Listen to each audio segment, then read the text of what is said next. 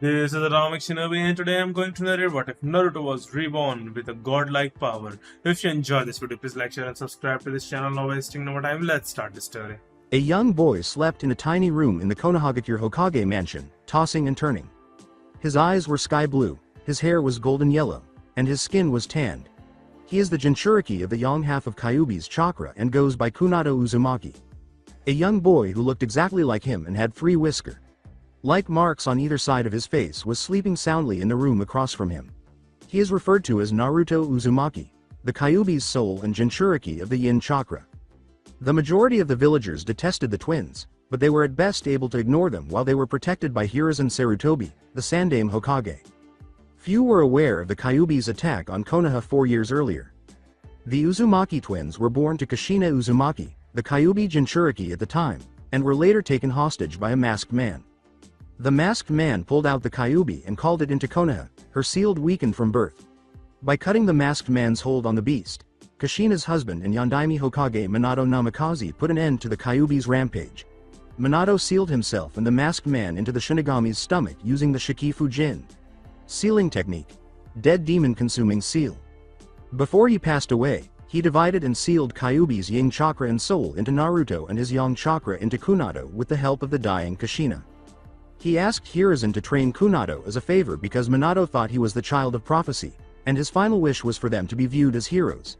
However, he came out of retirement and returned to his role as Hokage in order to control the chaos due to the destruction of a portion of the village, the high number of shinobi and civilian deaths, and the Yondaime Hokage's passing.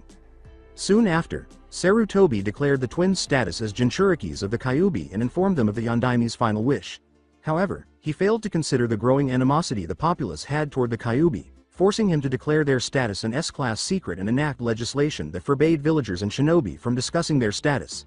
Those who disobeyed the law would be put to death. Konoha felt a sense of dread as the 4-year-old slept. Hiruzen looked out his office window and saw that the moon was full. He muttered as he went to see how the twins were doing. This feeling is almost the same as that night's. Unaware of what would happen that night, he went to his room to get a good night's sleep after checking on the twins. Inside the mindscape of Naruto, young Naruto Uzumaki was not sleeping well. Shortly after falling asleep, his Paki-related dreams changed, and he found himself standing in what appeared to be a labyrinth of passageways inside a basement or boiler room. As he observed multiple pipes with what appeared to be soft blue, deep blue, bright red, and dark red water in them, he asked himself, "Where am I?" He noticed that something seemed to be dragging him down one of the passageways, and that there was water at his feet. Is this location below Konoha? As he entered a large circular room, he thought.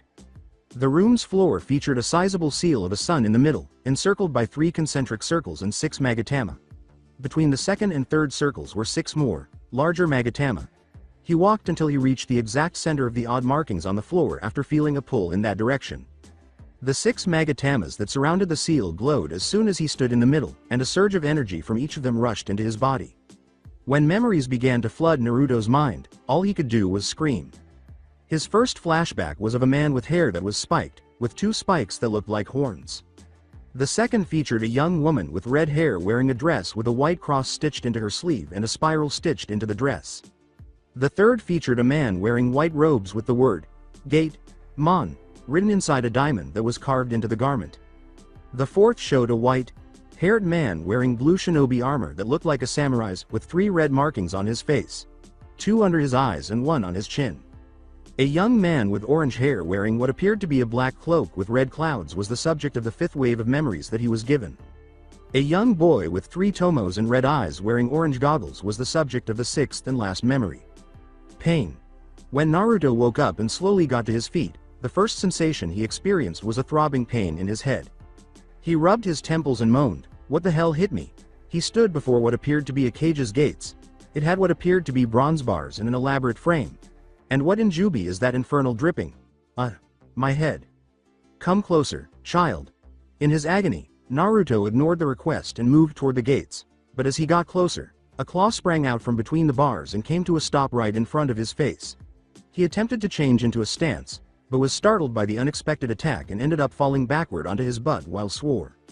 This time, he heard the growling undertone as the voice said, "Foolish mortal, if only this blasted seal were not in the way, I'd make mincemeat out of you." As Naruto's headache subsided, he turned to face the cage and noticed a single red eye glaring at him with hatred. And just who are you? You seem strangely familiar. If the enormous smile with its sharp, pointed teeth was any indication, the creature in front of him appeared to find the question amusing. I am the almighty Kyuubi no Yoko, and as soon as I'm free from this prison I'll kill you and all those you hold dear. Naruto stopped and stared at the smiling Kyuubi in blankness when he heard the name. With his head now lowered, Naruto whispered, "Why? You dare make such a remark?" Which only made the beast smile more broadly. After giving the Kyuubi a long, cold look, Naruto made a prayer motion with both hands clasped together as his left eye turned a metallic purple with concentric circles. I am disappointed in you, Kurama. The Kyuubi widened its eyes and gazed at the boy in surprise upon hearing its name. What did you just call me? The Kyuubi's previous smile had long since vanished, and as Naruto separated his hands, the beast recoiled and let out a little whimper. It seems the years were not that kind to you if you can't even remember something so simple, because a long wooden paddle formed between Naruto's hands as he separated them, and Naruto held it in his right hand. He directed his chakra toward the paddle, causing it to grow significantly in size, leaving onlookers to question how the young boy could still carry it. Kurama now understood three basic concepts. He was now aware of the child's identity, that he was in serious danger, and that even the Jubi might not be able to stop what was about to happen. With its eyes wide with terror, it backed away toward the back of the cave and whimpered. That's why he and the other Biju detested the Mokuton. No, I'm sorry, it wasn't my fault, it was those Uchihas. Please spare me. The truth was more sobering, even though the world believed it calmed the beasts. It brought back memories of his sessions, which left them utterly terrified. Please, mercy. Father, don't. Naruto simply approached the cage at a leisurely pace and effortlessly slipped through the bars. Let's get all that hate out of you, Kurama the Ninth.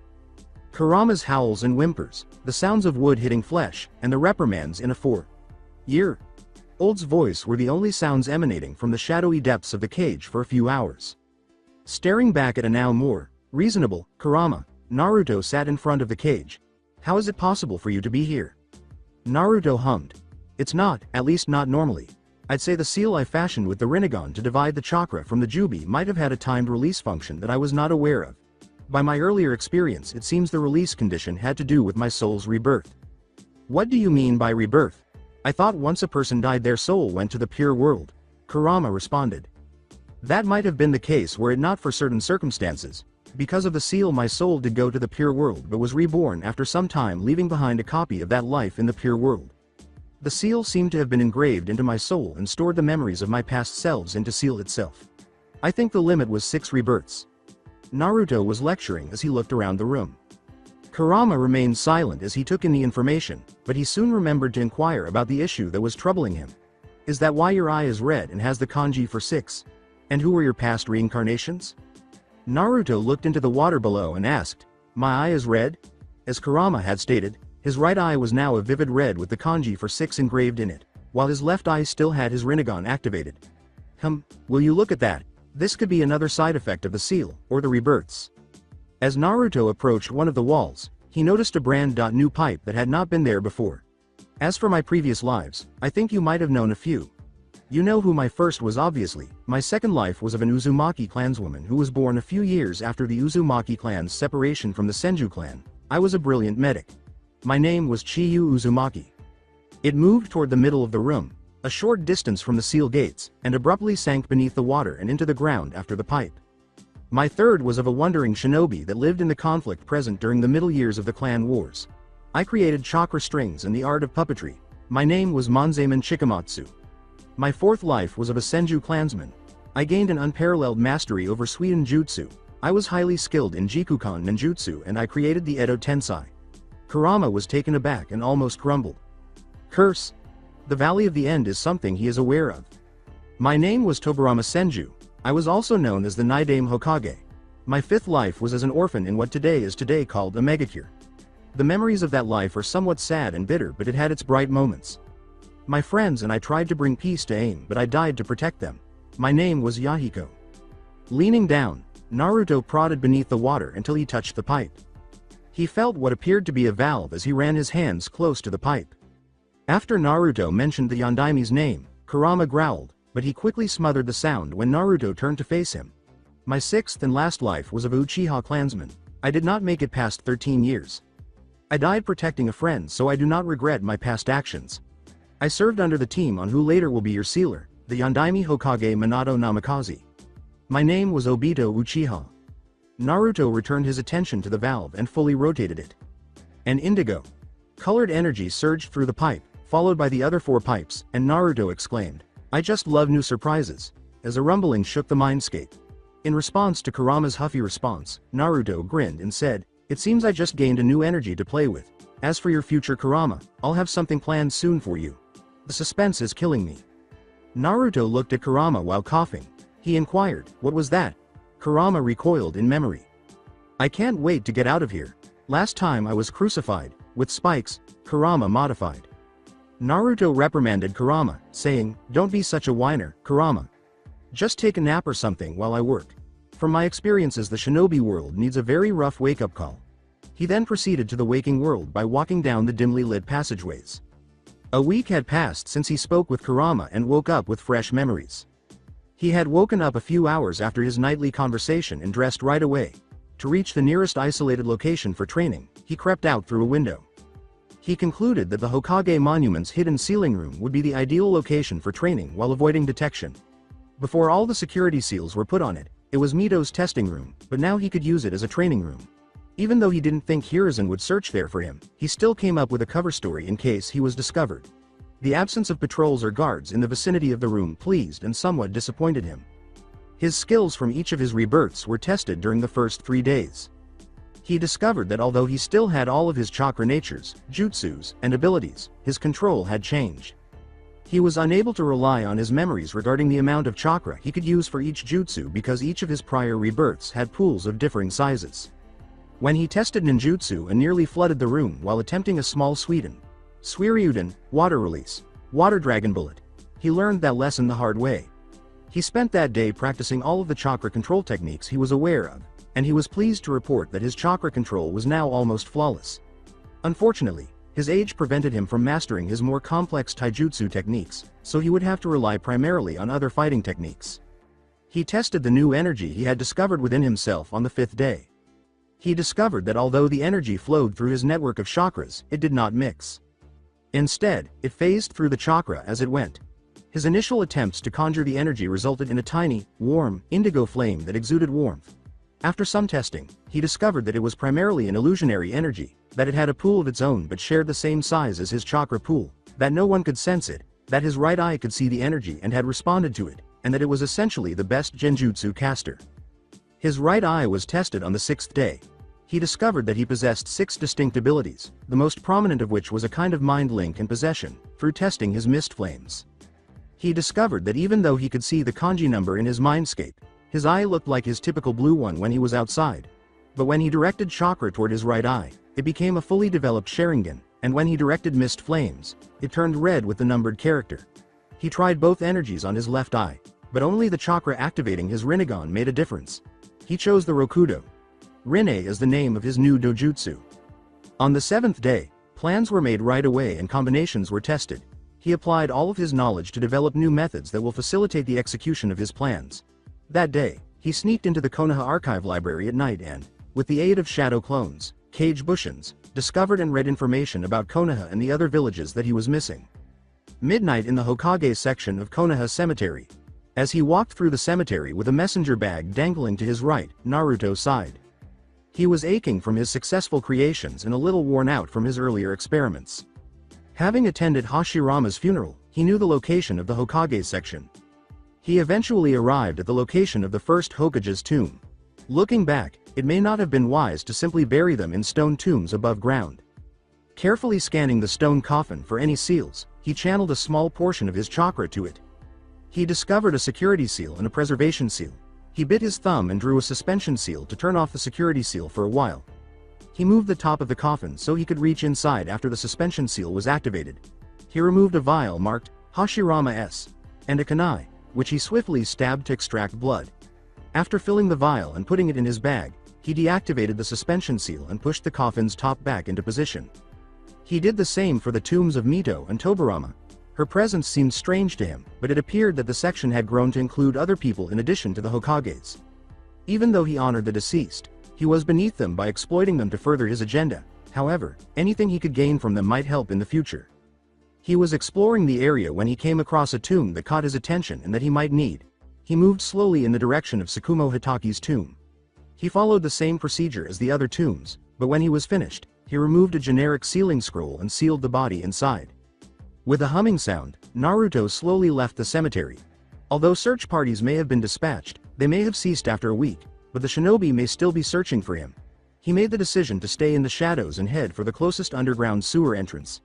He had a suspicion that someone was taking their obsession with ninja in the shadows a little too seriously. Naruto sneered. He whispered, more like rude obsessions. Konoha Underground. Close to Ni's main office, Naruto was initially unenthusiastic as he moved slowly through the sewer's pathway, but as he approached the Hokage monument, the filthy water, stench, and grime were replaced by cleaner pathways, making the sewers no longer resemble sewers. He had not taken any chances and used mist flames to cast a genjutsu that made him silent and invisible to those around him. He also concealed his chakra and regularly sensed for any indications of shinobi. Danzo's chambers, Ne headquarters, Konoha Underground. Danzo Shimura read another report about the Uzumaki boy's disappearance and took a sip of his coffee. He was only up this late because he needed to review all of the paperwork that his Ne Anbu had turned in, and since it had been raining for the last 2 weeks, there had been no indication of the boy's whereabouts. The boy vanished on a rainy day, and by the time Hiruzen noticed, the scent had all but vanished. Even so, he did not consider it a huge loss because his brother could still be the resident Jinchuriki and a deterrent to other villages. He could use the boy's disappearance to his advantage and recruit him into his ranks. Root noted that he should send Torun to the orphanage and look for new possible agents because he could always use some new recruits. As he stamped another report, a slight breeze brushed across his hand. He slowly scanned the room with his single left eye and said, "I commend your stealth skills, Shinobi.san. It is no small feat to infiltrate Konoha, no less Ne headquarters." He was about to give the order to his troops when he noticed someone standing behind him. He acted swiftly, turning and throwing the kunai at his assailant. The room was sealed from the inside when the kunai struck the center of a seal that glowed as soon as it struck the wall. In front of his desk, his assailant emerged from a vortex to make his presence known before he could draw the kunai and release the seal. The figure in front of him was a man dressed in dark clothing, including gloves and a hooded cloak. "Good evening, Danzo. It's a pleasure to finally meet you." Only his right eye was visible through an orange mask with swirl patterns. He spoke with assurance and a certain authority. Danzo leaned back in his chair and cocked his head. Danzo was no fool. He could not defeat the man in front of him by himself. "I figure since you have not killed me when you had the chance that you are not an assassin after my head. However, that leaves the question of your identity and the reason to have gone to all this trouble to meet me." He was unable to sense his chakra and the man showed no signs of presence. The shift in the air when the man had entered his chambers was the only clue he had that he was there. Being a skilled FY-ton user, he made good use of his element and had developed an awareness of the changes in air currents. Because of this ability, he was able to fight on even after losing his right eye. The man leaned back slightly, giving the impression that he was satisfied, and said, "I come to you with a proposition or more of a decree. As of tonight onwards, you and the whole of Ne are now under my authority. You will keep your position as commander of Ne but will answer to me. Not to the Hokage, not to Konoha, and not even to the daimyo." Danzo was angry on the inside but appeared calm on the outside. He will not betray his village or submit to anyone, so how dare this man believe he will allow him to control him? He grabbed his kunai and threw it at the figure, seeing it strike the man's mask squarely in the middle. "Neither I nor Ne will serve you. This village is still strong," he exclaimed. His eyes widened a moment later when the man in front of him exploded in smoke, indicating that he was a Kage Bushin. "Impossible," were his final words as he drowsily closed his eye, the image of a Sharingan the last thing he saw behind the mask. He was roughly turned around and confronted by the man. As he left Danzo, Naruto sighed, reconsidering his course of action with the seasoned shinobi. He activated his Rokudo. Rinne removed his bag and pulled out a kunai. He cut Danzo's palm with a kunai and lowered the collar of his shirt. Channeling chakra and mist flames to the left side of Danzo's neck, he forced him to swallow his blood while tilting his head back. As he channeled the energies, a seal materialized and soon stood brashly on the veteran's neck. After cleaning his hand, he quickly healed it with Iryo Jutsu. After cleaning the kunai, Naruto sighed and put it back in his bag. At last, he had a place to begin. He walked over to Danzo's desk and began looking through all of the data it contained. Since he now owned Root, he needed to be informed of developments. As he searched the desk, he discovered notes on Danzo's Juinjutsu that, despite its apparent effectiveness, were a little crude and could have been easily removed. His Rokudo Juinjutsu was more secure because it had a few surprises and actually made the person who was afflicted loyal. Soon after, he discovered a document that authorized some future experiments conducted by a man by the name of Orochimaru. Before leaving the headquarters, he made a note to pay him a visit. He proceeded to Orochimaru's room after reading the majority of the documents, removed the kunai that was affixed to the wall, and opened the door. Nei headquarters, located underground in Konoha. Naruto wasn't pleased. He nearly lost his life during his visit to Orochimaru. He could have sneaked on Snake Sanin and put his seal on him if it weren't for the snakes protecting him. But in order to counter Orochimaru's animal path, he had to summon snakes using his Rokudo. Rene's. While the snake man pulled out a kunai and swiftly cut his palm, he immobilized him with a small Shinra Tensai, Almighty Push, and cast a mist genjutsu. Despite being nimble and quick enough to avoid the gravity push, Orochimaru was helpless against his opponent's mist flame genjutsu. He felt compelled to swallow what he thought was blood and experienced a sting on the left side of his neck before he could attempt to release it. As soon as the seal fully emerged, he passed out. Naruto exited the subterranean and headed for the Hokage mansion. Danzo had time to replenish his chakra and flames after he woke up because he could move freely around the headquarters and there were no more skirmishes. He quickly concealed himself by masking his chakra and creating a mist illusion. Naruto broke into the Nara compound that evening and then the Hokage tower. He blocked his brother's memories of himself with a memory seal. Nevertheless, Hiruzen Sarutobi stopped him before he could get away. Relieved to see his lost charge again, Sarutobi stammered, Naruto, is that you? He attempted to embrace the boy but had to leap backwards to avoid being slashed by a kunai. Where have you been? We've looked everywhere for you, they said. As he examined whether the boy in front of him was the result of a henge no jutsu transformation technique, his eyes narrowed. The fact that it was the boy's chakra rather than a henge startled him. As he vanished in a puff of smoke, revealing himself as a Kage Bushin, Naruto vowed, I'm leaving, Sarutobi. I've sealed Kunado's memories of myself, and if you value your village you'll let things as they are. You better take care of my brother and make sure no harm comes to him from either outside or inside forces, or I'll make sure to have Yua and Kumo knocking on your doors. Before his eyes hardened and he called his Anbu, Sarutobi was momentarily rendered speechless. Two Anbu, each wearing a different animal mask, appeared at the Hokage's command and knelt before Sarutobi. Before addressing them, Sarutobi took note of the masks of the frog and leopard. When the Anbu obeyed his orders, he went to his office to wait for Naruto to be retrieved. You two are to sound a full A-class alert in search for Naruto Uzumaki. I want him brought to me alive and unharmed. You are allowed to use restraints if he resists. He cannot leave this village under any circumstances. You are dismissed. As he soared over the high no Kuni forests, Naruto was giggling. He decided to send a Kage Bushin to the Hokage mansion to seal Kunado's memories while he raided the Hokage's office after visiting the Nara compound. With Hiruzen distracted, he used a mist genjutsu to conceal himself from the shinobi guards and proceeded to seal every document and book he could find. After he was done, he rushed out through the window while going through the seals for the Kachiyose no Jutsu summoning technique. With a cloud of smoke, a giant drill beaked bird with Rinnegan eyes appeared, on which Naruto quickly got on top of and directed to the eastern skies towards Uzu no Kuni.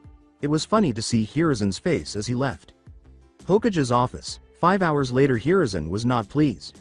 Just hours earlier, the young boy under his care had finally been found, only for said boy to trick him with a Kage Bushin shadow clone, no less, while he stole almost all mission reports and documents from his office. Some were useless requests by the civilians, while others were of a bit more sensitive nature, like information regarding the security of the village and information on some of the clans. He had no idea how sweet little Naruto could become a stranger in a week, but he will not accept threats to his people. He summoned an Anbu and ordered her to gather all members of the council. He will take the threat seriously in light that he did not know either what the strange summoning Naruto did or how he learned the Kage Bushin. Konoha Council Room. 1 hour later, Danzo stood to the left of Hiruzen while the advisors, Homura Mitokado and Kaharu Udatane, stood to the right of the Hokage. On the right side of the Hokage, all civilian council members sat whispering, while on the left side sat all clan leaders waiting silently for the Hokage to speak. We are all gathered here to decide on what action to take in regards to the tampering of civilian Kunado Uzumaki's memories as well as the theft of several documents from my office, he declared in monotone. The civilians went quiet while the shinobi cast glances towards one another. Troublesome. I follow that the other Uzumaki is responsible for all this commotion? Narashikaku asked the aging Hokage while he rested his head on the table. The civilians and ninjas were shocked, but any comments to the question were denied by a look from the Hokage. That is indeed true. When I was checking on young Kunato hours earlier last night, I stumbled upon Naruto leaving his brother's room. He informed me of his sealing Kunato's memories of himself and also threatened to reveal sensitive information. Unfortunately, I could not gather any more from him as he was a cage bushin. As I made my way to my office, I saw him jump out the window and fly away in a summoned bird. The Hokage leaned back in his chair and crossed his hands before him. I want options on what action we should take. I asked to send my root Anbu after the boy. As one of our resident Jinchwai Riki, we cannot let him fall under another village's control. Danzo spoke as he eyed everyone present with his good eye. Hiruzen nodded and waited for any other actions or options. Since he has stolen sensitive information regarding the village, I think we should add him to our bingo book and send Hunter.nin after him. Fugaku Uchiha spoke as he stood. Hiruzen thought of the pros and cons of such an action and nodded. However, seeing as this is a matter regarding village security, only Junin and above will be sent after him. Fugaku accepted the condition and sat down. Any other options or actions we could take? Hiruzen asked once again. Shikaku raised his hand, and when all eyes were on him he started. Hokage. Sama, I think you should contact Jiraiya Sama and have his spy network keep a lookout for Uzumaki. Hiruzen agreed with a nod and stood up.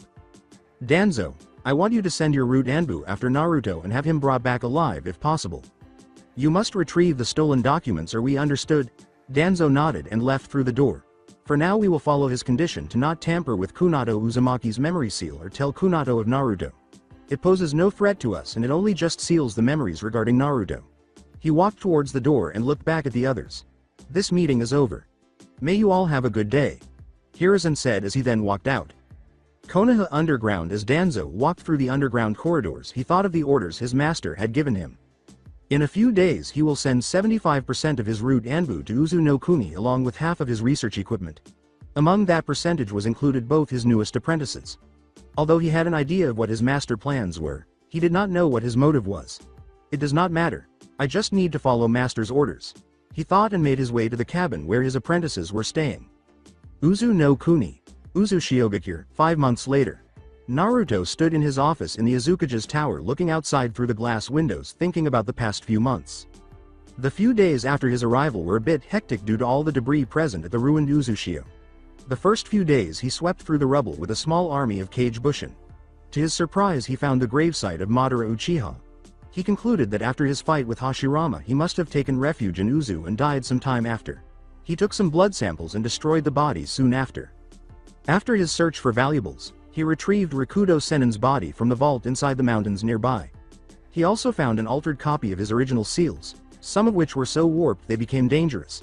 After being done with his main reason for coming to Uzushio, he decided to make use of the ruins and do a side project. Flashbacks start near ruins of Uzushiogakure, root camp, 4 months earlier. Naruto sat inside a tent in the camp made by the root Anbu he had asked Danzo to send.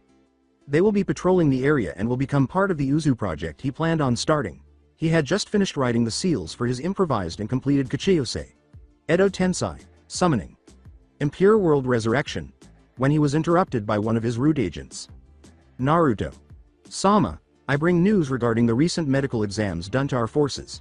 The conditions have not caused any illness or health problems to any of our agents but someone was sick. Was his illness treated? Naruto interrupted. The root agent shook his head and handed a file over to Naruto. Naruto took the file and read it while the root agent stood in silence. The disease is rare but curable.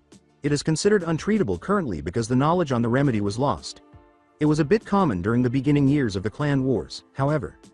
Naruto spoke after taking a note and writing some things down. Gather these ingredients and then inject it into his bloodstream. He needs 2 shots a day for the next 8 days. Send my regards to Shin and Sai. You are dismissed. The agent took the note and left the tent, soon followed by Naruto a few minutes later carrying a large scroll in his bag. In a clearing near the campsite, Naruto took out the bodies of Tsukumo Hitaki and the Rikudo Sennin out of their sealing scrolls. He started preparing the bodies with chakra receivers and then summoned the King of Hell underneath him. The King of Hell opened its mouth and devoured both bodies in front of it.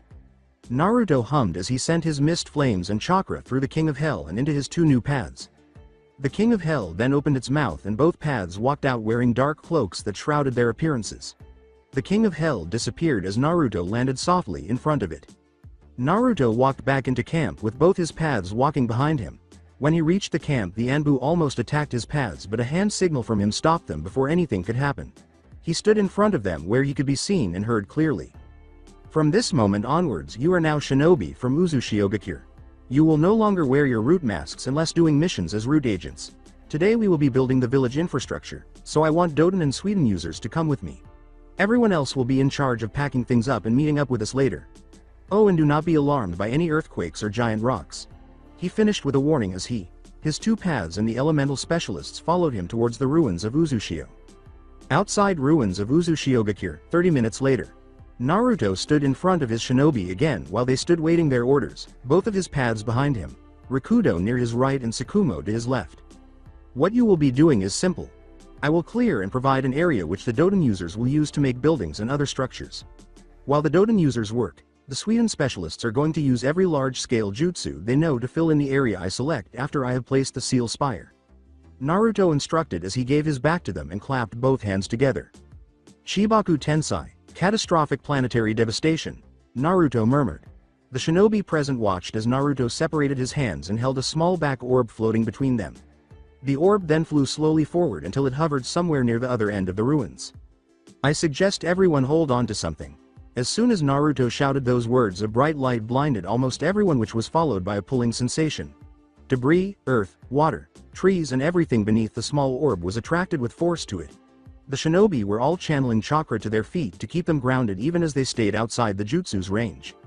After a few minutes, the only remains of the ruins were a giant crater that was filling with ocean and river water and gigantic orb of earth hovering above said crater. Naruto sat after using so much chakra while Rikudo jumped down with the giant scroll and ran to the center of the crater. Immediately as he arrived, Rikudo did several hand signs and placed his hands just above the water below him. A giant rock pillar rose from beneath the water which seemed to draw in the water to its base in a spiraling motion. Rikudo then opened the big scroll and wrapped it around the pillar and jumped back as the seals activated. The seals were engraved into the pillar as the paper dissolved and fell into the water below. Naruto stared at the giant rock that floated in the air. He was pleased that his seal worked. Doden users, that is your designated area. We will be ascending soon and you are not to work beyond the lower half. Naruto smiled as he pointed to the sky. Sweden users, start filling the crater up. He ordered as he stood up. He made his way down the crater and stood near Rikudo. He climbed onto Rikudo's back and had both paths stand on top of the seal spire. Rikudo placed his palm on top of the spiral and channeled his chakra into it and the earth around it.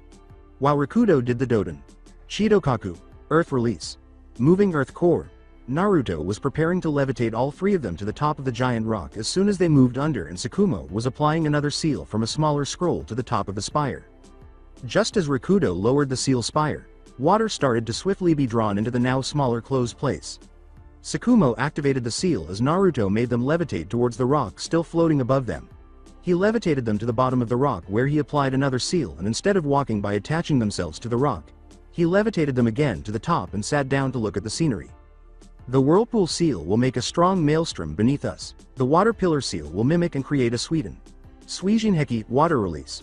Water encampment wall, which will serve as the bridge, and the barrier seal underneath the rock will cast a barrier genjutsu to camouflage the village as well as act as support for my Tomagain no Jutsu, telescope technique, inside the village.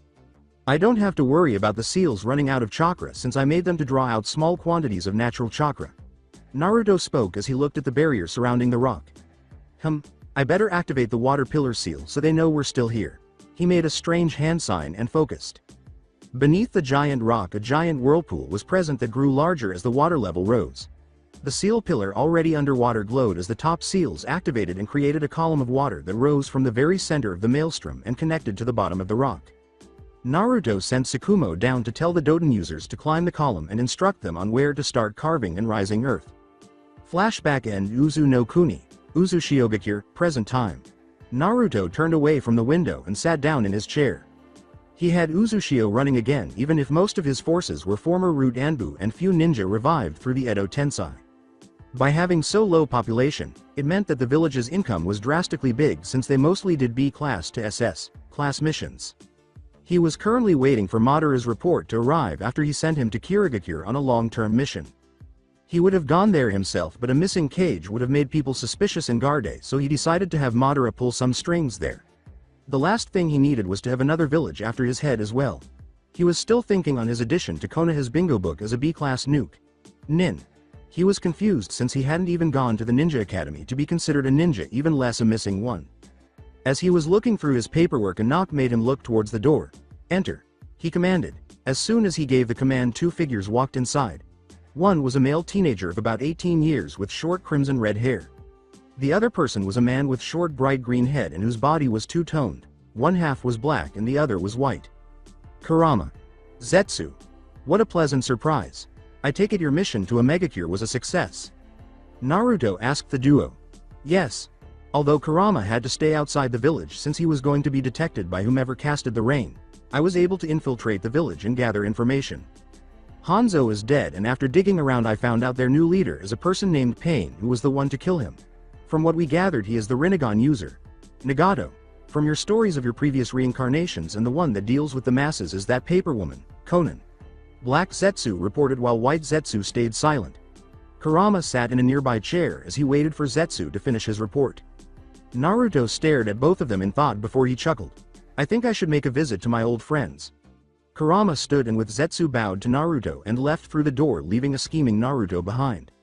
Omegacure. Main Street, 1 week later, Sunday. A small hooded figure made his way down the street, his hooded black cloak being buffeted by the heavy rain. He walked towards the tallest tower where he was informed that Omegacure's god resided along with his angel. A small smile could be seen under the hood as the figure approached the building as the rain behind him slowly stopped to fall. Omegacure. Pain's tower. Highest floor, seconds earlier. Conan stood some ways behind the diva path of Nagato as he was stopping his Yukojizai no Jutsu. Rain Tiger at will technique. So she could find the intruder inside the village. As soon as the rain stopped, she activated her Shikigami no Mai, Shikigami dance, and turned her body into paper butterflies which flew out into the village. As soon as Conan left, the diva path made his way down to the basement where Nagato and the resting room for the paths were located. Omegacure. Pain's tower. Highest floor, present. As the diva path passed an intersection, he bumped into a small hooded form. Excuse me. Sorry, both Diva and Naruto replied at same time and kept walking. Not a minute later, both their eyes had widened and abruptly turned towards the other, chakra for their jutsus already being molded. Diva path created a chakra disruption blade in front of himself while he bellowed. Bansho Tenin, universal pull. Naruto in response made a hand sign. Sweden. Suiryuden no Jutsu. Water release. Water Dragon Bullet. A large amount of water appeared before Naruto, which then took the shape of a yellow-eyed water dragon and shot at the diva path. Naruto following closely behind the dragon even as he channeled chakra to his feet to fight the attraction. Diva's eyes narrowed as he braced himself for the water dragon's impact, and was immediately slammed into the wall at the end of the hallway, having not accounted for the additional speed and force provided by his own jutsu to the water dragon. He gritted his teeth as bared the force of the attack and then gasped for breath as he was punched by Naruto in the sternum. Naruto jumped back and waited for Diva Path to recover. Well, this is a surprise. Never thought you would use that body as a path, Nagato. Naruto commented as he eyed the Diva Path, the body of one of his former lives, Yahiko. Diva's eyes widened upon Naruto, recognizing the body. How do you know that name? He hissed at the boy. Naruto brought out a small plank of wood and held it in front of himself. Diva's eyes narrowed when he saw that the side of the plank was red while Naruto smirked. Did you forget already? Naruto said while dramatically clutching his chest with his other hand. I thought you'd remember Jiraiya Sensei's defense system, he said as he turned the plank to the other side, which was white with a frog's picture on it. Who are you? Diva asked as he stared blankly at Naruto. I'm Naruto Uzumaki. Naruto replied while he removed his hood and waited for a reaction. Closing his eyes, Diva contemplated on what to do. I have heard of you. You are noted as a B-rank nuke. In Konoha's bingo book for theft. I found it a bit skeptical at first since the entry had no info whatsoever on your skills, your rank or on what was stolen. However, how do you know of Yahiko and our old defense system? At hearing that, Naruto grinned and took out a kunai from the bag under his cloak. That's not important now, is it? What's important is that you and Conan will be working for me as members of the Akatsuki to further my goals. Naruto replied as he rushed towards the Diva Path. The path created another chakra disruption blade and blocked the kunai as he stepped to the side. Naruto was confused by the movement, and decided to jump back, just to be at the receiving end of a paper spear to the chest from behind. When Naruto fell, he coughed out some blood while a small smile formed on his lips. Clearly, I must have underestimated both of you. I wonder, will the rain ever stop falling? Naruto said with his last breath. Conan stood next to the diva path, checking the damage, and found that although severely bruised, it was nothing that wouldn't heal over time. What happened, Nagato? She asked her longtime friend. The diva path stared at the body of the boy and then looked towards, his gaze empty. He was already in the tower when you left. He knew of Yahiko and Jiraiya. Sensei, Conan. Conan blinked and stared at the body and then turned to Diva. Were you able to gather any more info? She asked as he saw his eyes widen, whether in surprise or realization she could not tell. I can't activate my other paths. Conan, he's hurt. He choked out before the diva path fell limp. Nagato. She almost yelled, startled by his abrupt descent. She gently placed the body on the ground, holding it from falling any farther. Before turning to wrap the boy's body in the same manner, she quickly wrapped the body in papers. She couldn't find it, and her eyes widened in shock and fear. She remembered what Nagato had said prior to his path collapsing. Conan levitated the path's body and hurried to the basement, saying, he's her. A megacure. The basement of Pain's tower. What did you do to him? She asked ferociously, her tone threatening and scathing, as Conan arrived to discover a knocked-out Nagato and a giggling hooded Naruto standing over the fallen man. Naruto turned to look at her and laughed. Nothing that you will remember, he chirped cheerfully before bursting into another round of laughter. With her attractive face contorted in rage, Conan growled, do you find this funny? Naruto's laughter subsided but continued. Why yes I do. For calling yourself shinobi you all easily fall for the simplest of tricks, replied Naruto. Before she realized what he meant, Conan tried to think about it. You're not the real one. Naruto praised her with a menacing smile. Very well done, you've fallen for the most basic of shinobi traps, genjutsu. Naruto congratulated her as her vision swam and slowly faded to black, tears falling down her face from the thought of failing her friend. As Conan dropped to the ground, the real Naruto walked from behind the walker and stood over Nagato. You've done foolish things, friend, he told the sleeping man as inspected the spikes on his back and his emaciated body. The Jubi's body is not something many people can survive interacting with even though you survived. The way your body is currently marks your punishment. What you did was reckless and idiotic. Naruto scolded as he took out his sealing supplies from his bag. I think a basic memory-altering seal will be enough to have them work for me. I'll add a few fake memories to make them think it was Madara who attacked and persuaded them. I'll need to add the Rakudo Juinjutsu too and then activate it later. Sigh, so many things to do. He sulked as he drew the seals on the back of Nagato's neck and then did the same to Conan. A megacure. Kei's no Kuni border. Monday, the border shared by Kei's no Kuni and a megacure was one of the areas of Kei's no Kuni that was not a desert. The heavy rains from AIM brought water to the border and resulted in the trees that made up the forest in this side of the country. Naruto walked stealthily among the trees, keeping an eye out for any patrols from Sanagakure shinobi. He paused in mid-step and turned towards a tree to his right. You're early for any reports. Did something happen? Naruto commented to seemingly nobody. He sighed and walked towards the tree and leaned on it. A part of the tree rippled above him as Zetsu's upper body emerged from it and looked down at Naruto. We do not know if you'd find these news urgent or not, but we decided to let you know as soon as possible nonetheless. We were checking up on Kunato Uzumaki and witnessed him being kicked out of the orphanage. The Hokage did not take action until a week after. Kurama sends word that he will be early from his diplomatic mission to Nami no Kuni. Zetsu reported in a serious tone, and waited for Naruto's answer. I did not expect Hiruzen to send Kunato to the orphanage considering his lineage, though it was not wrong since he is an orphan. But to allow Kunato to live on the streets for a week is unforgivable.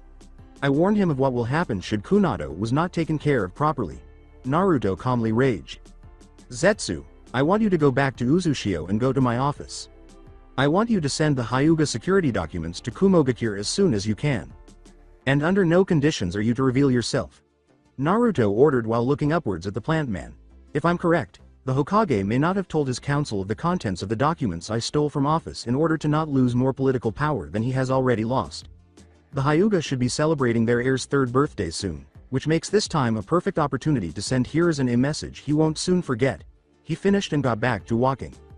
On the other note, tell Kurama that when I get back to Uzushio we'll have some ice cream. And that it's your turn to pick the flavor, Zetsu. he said as he walked out of sight. I wonder if there is human-flavored ice cream, White Zetsu murmured. Don't be stupid, they can't eat humans like we can, so there won't be one. Black Zetsu scolded his other half. So sad, maybe we could make one. Even if we made one, we couldn't share it with them, so stop talking about it. You're no fun. HMPH. White Zetsu pouted as they merged back into the tree. Naruto kept walking until he neared the part of the area where the trees were fewer and the desert could be seen close. He wasn't too fond of the desert, but his current goal was to recruit members for Akatsuki. He was interested on a particular noob.nin from Sanagakure and the rumors behind his techniques. As he neared the border, he stopped as he noticed some birds flying in circles some distance away, just at the start of the desert. He recognized them as wind vultures. Birds that feasted on travelers who perished in the deserts of Kase no Kuni. He kneeled down and placed a finger on the ground while concentrating. He sensed only one person ahead, and it seemed that he or she was still alive, if only just barely. He decided to check just in case it might provide help in the future. Imagine his surprise to find the very man he was trying to find, laying unconscious on top of what looked to be a bulky puppet with a scorpion's tail. Akasuna no Sasori, the creator of the fabled art of the Hitokugitsu, human puppets, and rumored killer of the Sandame Cage. Naruto giggled almost insanely at his luck, which reminded him that he was going to be testing that ability on a casino soon. Coming back from his fantasizing, Naruto carefully approached the teenager and did a basic diagnosis jutsu. The wound was infected and needed to be treated immediately, so he attached chakra strings to the puppet beneath Sasori and moved both back to the forest area where the tress will shade them and provide cover from some of the sand. He started to treat the wound with the Shozen Jutsu, mystical palm technique, and then used some medicines he had in his bag to help prevent another infection. After he applied the last of the medicine, he wrapped the wound in bandages and started to gather wood for a fire. He decided to take a blood sample for later use and to apply his Rakudo Juinjutsu now that the opportunity was presented to him. A few hours after the sun had set, Naruto heard his patient wake up and looked at him from the other side of the fire he had built between them. Sasori awoke to the feeling of warmth on one side and coldness on the other. He guessed by the coldness that it was near night and that the warmth was of a fire. He groggily opened his eyes and turned to whoever had saved him. To his surprise, it was a child. He guessed about 4 years old, give or take. So you're awake. He heard the child speak, which reminded him of his situation. He felt a small tingling sensation on the side of his neck, and felt as if he should know the child in front of him. Seeing as the child was waiting for a response, he grunted, but that made him flinch from pain from his dry throat. Water, he mumbled slowly. Naruto stood up and took out a small canteen from the inside of his bag and handed it to Sasori, who accepted it with a nod. Sasori slowly watched as the small child took out a scroll from his bag and started to write in it while humming. As he drank the much-needed water, he berated himself for being weak by almost dying in the desert of all places. However, he now owed the child his life, even if the child knew nothing of him being a noob.nin or a ninja. He was about to tell the child what he could do, pay him back, but was interrupted before he could form the first word. From now on, you're mine. The child whispered silkily as he stood just a few inches in front of Sasori's face. A shiver running down Sasori's back from the surprise of not having sensed the boy's movements and from the words themselves. Your art, your soul, your body, and everything you are, is mine. As for the prize for saving your life, I'll be taking the body of the Sandame Cage, which I know you possess regardless of the rumors.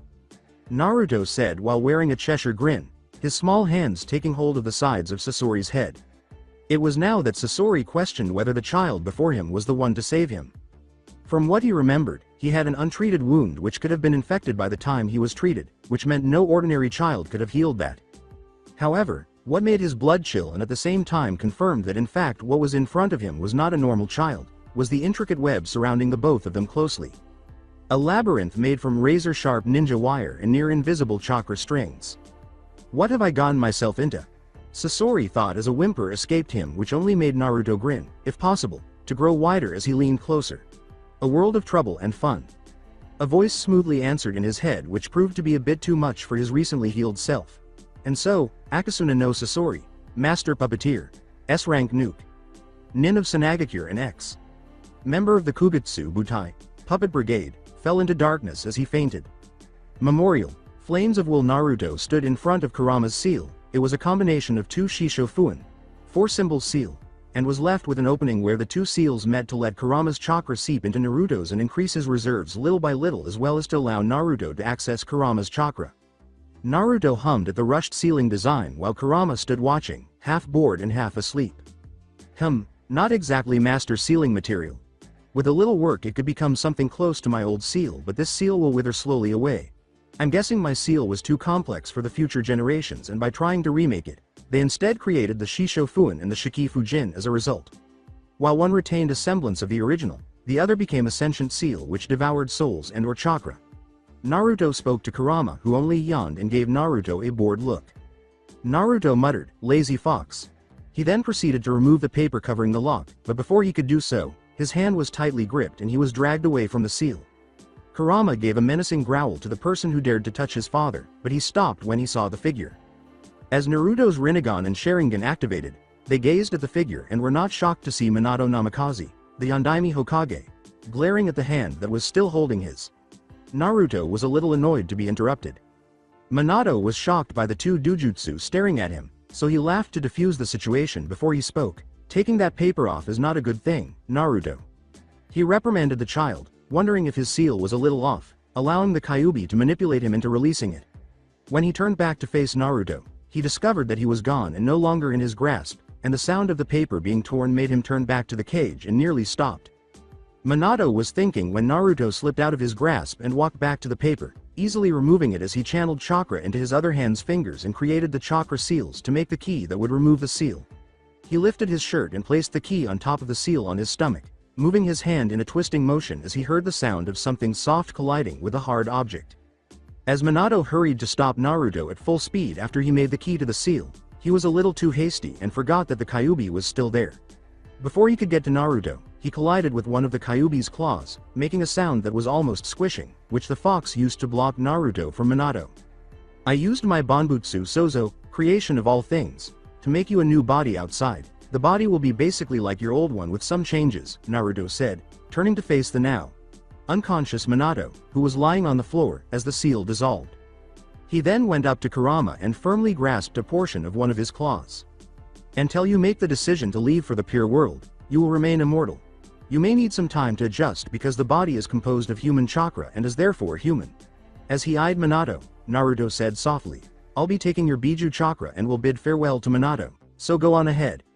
Kurama nodded and continued walking toward the outer world passage, leaving behind a fox-shaped mass of chakra that began to gradually fade away along the mindscape. As they stood staring at one another, the mindscape was gradually disintegrating as a result of the seal being removed, and Naruto approached Minato and gave him a light kick to the ribs, causing the man to startle awake and nearly hit Naruto. "Do you have any idea what you have done, Naruto?" Over the sound of stone breaking, Minato roared. "Stop talking. I am your father, young man, and you will show respect towards me." He addressed Naruto seriously, and Minato reacted angrily. "This is my mind and I don't need you to tell me what I can or cannot do." The child nearly snorted at the idea. "You are a remnant of chakra with memories." Minato died that day, and he chose the village over family. He decided to prioritize being a shinobi over being a human. As the remnant of Minato began to gradually fade, Naruto said, "Neither you nor him are my father." Minato lowered his head, his hair casting shadows over his eyes as tears streamed down his cheeks. "I'm sorry," Minato said solemnly. "You are no longer needed, so you should move on." As soon as the remnant disappeared, he took in the change to the mindscape. While he was talking to Minato, it had finished its deconstruction and reconstruction. The first thing Naruto noticed was that the room had expanded greatly and became cylindric. The second thing was that there were a lot of pillars near the walls that held torches of what looked to be colored flames, with each pillar having a different colored flame. The last thing he noted was that at the very center of the room were 9 giant black pillars placed in a circle with an ornate chair in the center. One of the pillars was half white and half black. The white half of the pillar seemed to be polished and shone brightly, unlike the black half, which seemed to be rough and opaque. Naruto determined that the white half of the pillar represented Kurama's former yin chakra, while the black pillars in the black half represented the chakra of the Biju that were not accounted for. He turned towards one of the pillar with torches and noticed a familiar indigo flame burning. "So I have more than just my mist flames. I need to test all these new ones out." Naruto smiled deviously at that thought while he looked at the various colors of flames. Ne Alpha Base, Orochimaru's laboratory, 2 years later. Orochimaru stood smiling in front of the frowning Sandaime Hokage. However, the situation did not make the smile benign, but rather mocking. When Sarutobi noticed this, his frown deepened and his eyes narrowed toward his former student, he amended. "I almost thought you weren't going to show up, Sarutobi. Sensei." Orochimaru spoke and brought the Hokage back from his thoughts. What are you talking about, Orochimaru? Sarutobi spoke as he gripped Enma tightly in his hands while the Monkey King summon observed. You need to kill him, Sarutobi, he cannot go free. The transformed monkey told his summoner.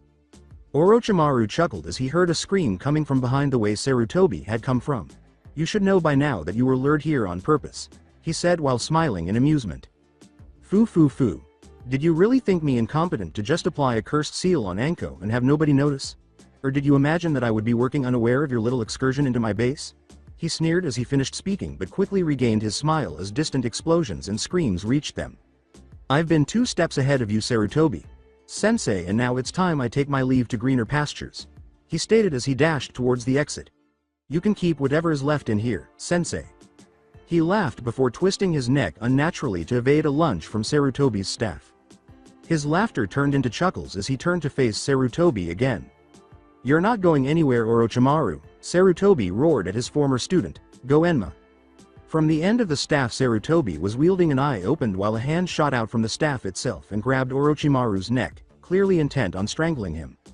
Orochimaru laughed brokenly as he was being choked by Enma, his complexion slowly turning a darkish brown. You decrepit fool. He wheezed finally as his whole body turned into mud and slowly oozed into the floor. Sarutobi held back tears for his lost student and another failure as he was being reprimanded by Enma. An Enbu member appeared and kneeled behind him as he stared at the remains of Orochimaru's Doden Cage Bunshin, Earth Release Shadow Clone. Hokage. Sama, we've found documents as well as a survivor from a genetic experiment in the lower levels. We have also discovered that Orochimaru had been using funds from Ne as well as using their name to recruit test subjects. The Anbu reported and waited for his superior's command. Sarutobi stood rigid as he gave the Anbu the order to sweep the whole base, every nook and cranny. Sarutobi was then left alone, tears falling down his face as he could no longer hold them back. Uchiha District, forested area near Konoha's wall, 2 years later. Naruto stood in front of Itachi Uchiha while wearing his orange mask and his black ninja clothing. He was under a mist illusion while he had moderate talk with Itachi.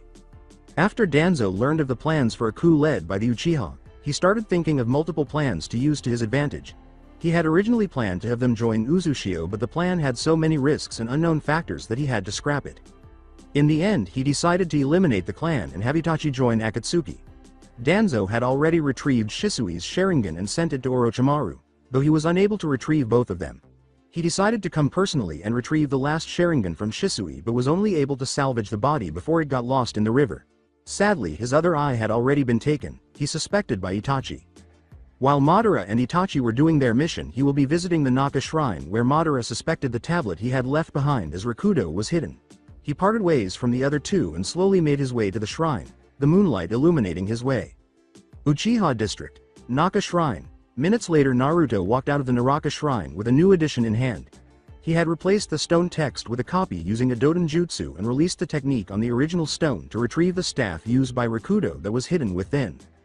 He was met with the silence and darkness of the compound as he slowly made his way towards where Itachi and Madara had met. A few moments later, he was witness to the emotional exchange between Itachi and Sasuke Uchiha, Itachi's younger brother. He made note not to include Sasuke into his main plans. Perhaps Orochimaru could find some use for the boy like he found use for Deidara by tricking him. Flashback start 1 year earlier, Iwagakure. A swirling ripple appeared atop one of the cliffs that surrounded Iwagakure, a Sharingan eye the first thing to appear followed by a small body attached to said eye. Naruto stumbled a bit and almost fell as some rubble gave way beneath him. He jumped back while cursing. I need more practice with the Jikukan Ito, space. Time migration, emerging points. He placed a mist illusion around himself as he slowly descended the cliff. First he will visit the Tsuchikage Tower and then the Bakuha Butai, Explosion Corps, headquarters. Iwagakure, Tsuchikage Tower. Having just arrived at the giant tower of stone, Naruto promptly made himself intangible and phased through the wall. Appearing inside a vaulted room with scrolls, he released his technique and made himself tangible again, though he still kept active his mist illusion. He peeked through some of the scrolls and books while sealing those of importance or interest. One of the interesting discoveries was of an old kinjutsu that created mouths on the body of the user to allow said user to knead their chakra into earth and materials. After checking all the documents, he made himself intangible again and walked through the sealed vault door and into a hallway in search of some stairs. Iwagakure, Tsuchikage Tower, Tsuchikage's office. Sandame Tsuchikage Onoki, renowned as Ryodanban no Onoki, had just denied an application from the council regarding the retrieval and execution of Han and Roshi, the Gobi and Yanbi Jinchurikis. The civilians were afraid of the Biju while the shinobi were wary of their vessel's power. Honestly, it gave him a migraine, so he decided to send them on long-term missions away from the village to keep them away from the populace. His door flew open and almost made him stamp an approval on giving the Junin Lounge a new coffee maker. Caffeine is not adequate for shinobi and no amount of whining will change his mind. Whoever bought that coffee maker will do it with their own money, he thought, because he was not going to use the village funds for such trivial purchases. The only one allowed to buy trivial things was him, and that was because he was the Tsuchikage. He turned towards the one in front of his desk and was not surprised to see the person in front of him. "What do you want, Kuratsuchi?" "I'm busy," he told his granddaughter with a huff. Kuratsuchi smiled confidently as she stood in front of Onoki. "I want that C-rank mission you promosied me, Gigi," she declared while laying her hands on his desk and staring down at him. Onoki huffed again and glared at her. "After all the annoyances you've caused me, I should give you a year of D ranks," he declared as he turned his chair and jumped down from it, a cracking sound being made as he stood on the floor. "Ack! My back," he howled in pain while freezing up. Kuratsuchi snickered at the old man's pain, but it quickly ended when she received a scroll to the face. "Ouch! That hurt you, old man," she yelled indignantly but cheered when she noticed it was a C-rank mission scroll. "Thanks. See ya later, Gramps," she waved as she ran out to get Akatsuchi. "That insufferable brat, I should have really given her D ranks instead, but I just know she'll keep annoying me until I give her a C rank," he muttered as he rubbed his temples and walked towards the wall table where his tea set was. As he was adding some sugar, he heard the door open. "What is it now?" he asked, mildly irritated as he tasted the sweetness of the tea. He didn't hear the person approaching behind him, but he did feel the heat and impact from a small explosion to the back of his neck before he fell down dead. "Sorry, old man, but I need something you have, the person said as he took out a ceiling tag from Onoki's pocket. Flashback interrupted memorial, budding sun. Naruto was in the lab he had built inside the Azukage Tower, surrounded by many plants of different kinds which were placed in an arc on a terraced garden around his work table. It had been a few days since construction of Uzushio had ended, and he decided to start on some tests he came up with after he had revived Madara. He was currently working on mixing the DNA of Madara and Hashirama together to see its effects on each other. Orochimaru had already tested that it was possible to give someone a lone bloodline, so see if two bloodlines were possible. Surprisingly, they merged together, but Madara's DNA was quickly overpowered by Hashirama's energized cells, which turned the whole thing into seeds. This new batch looked promising as he had merged his own DNA with that of Madara's before merging it with Hashirama's afterwards. The result ended in creating a black and white sludge as the cells had successfully merged but had violently separated afterwards, which caused him great amusement. Maybe they were rejecting themselves from beyond the grave. He dumped the organic matter into one of the high garden beds and decided to keep experimenting later. Uzushiogakure, Azukage Tower. Nighttime. Inside the darkened laboratory, a figure moved sluggishly towards the door, the garden behind it barren from any plants. It made its way towards the upper floors as it gained more mobility. Naruto was asleep when he was suddenly awakened, kunai in hand and sitting upon his bed, taking a look around his room. A shadowed form was in front of the door, the lack of light not giving details of the figure that by shape he deemed male. The presence had woken him from his dreams, he thought as he gathered back his thoughts from dreamland.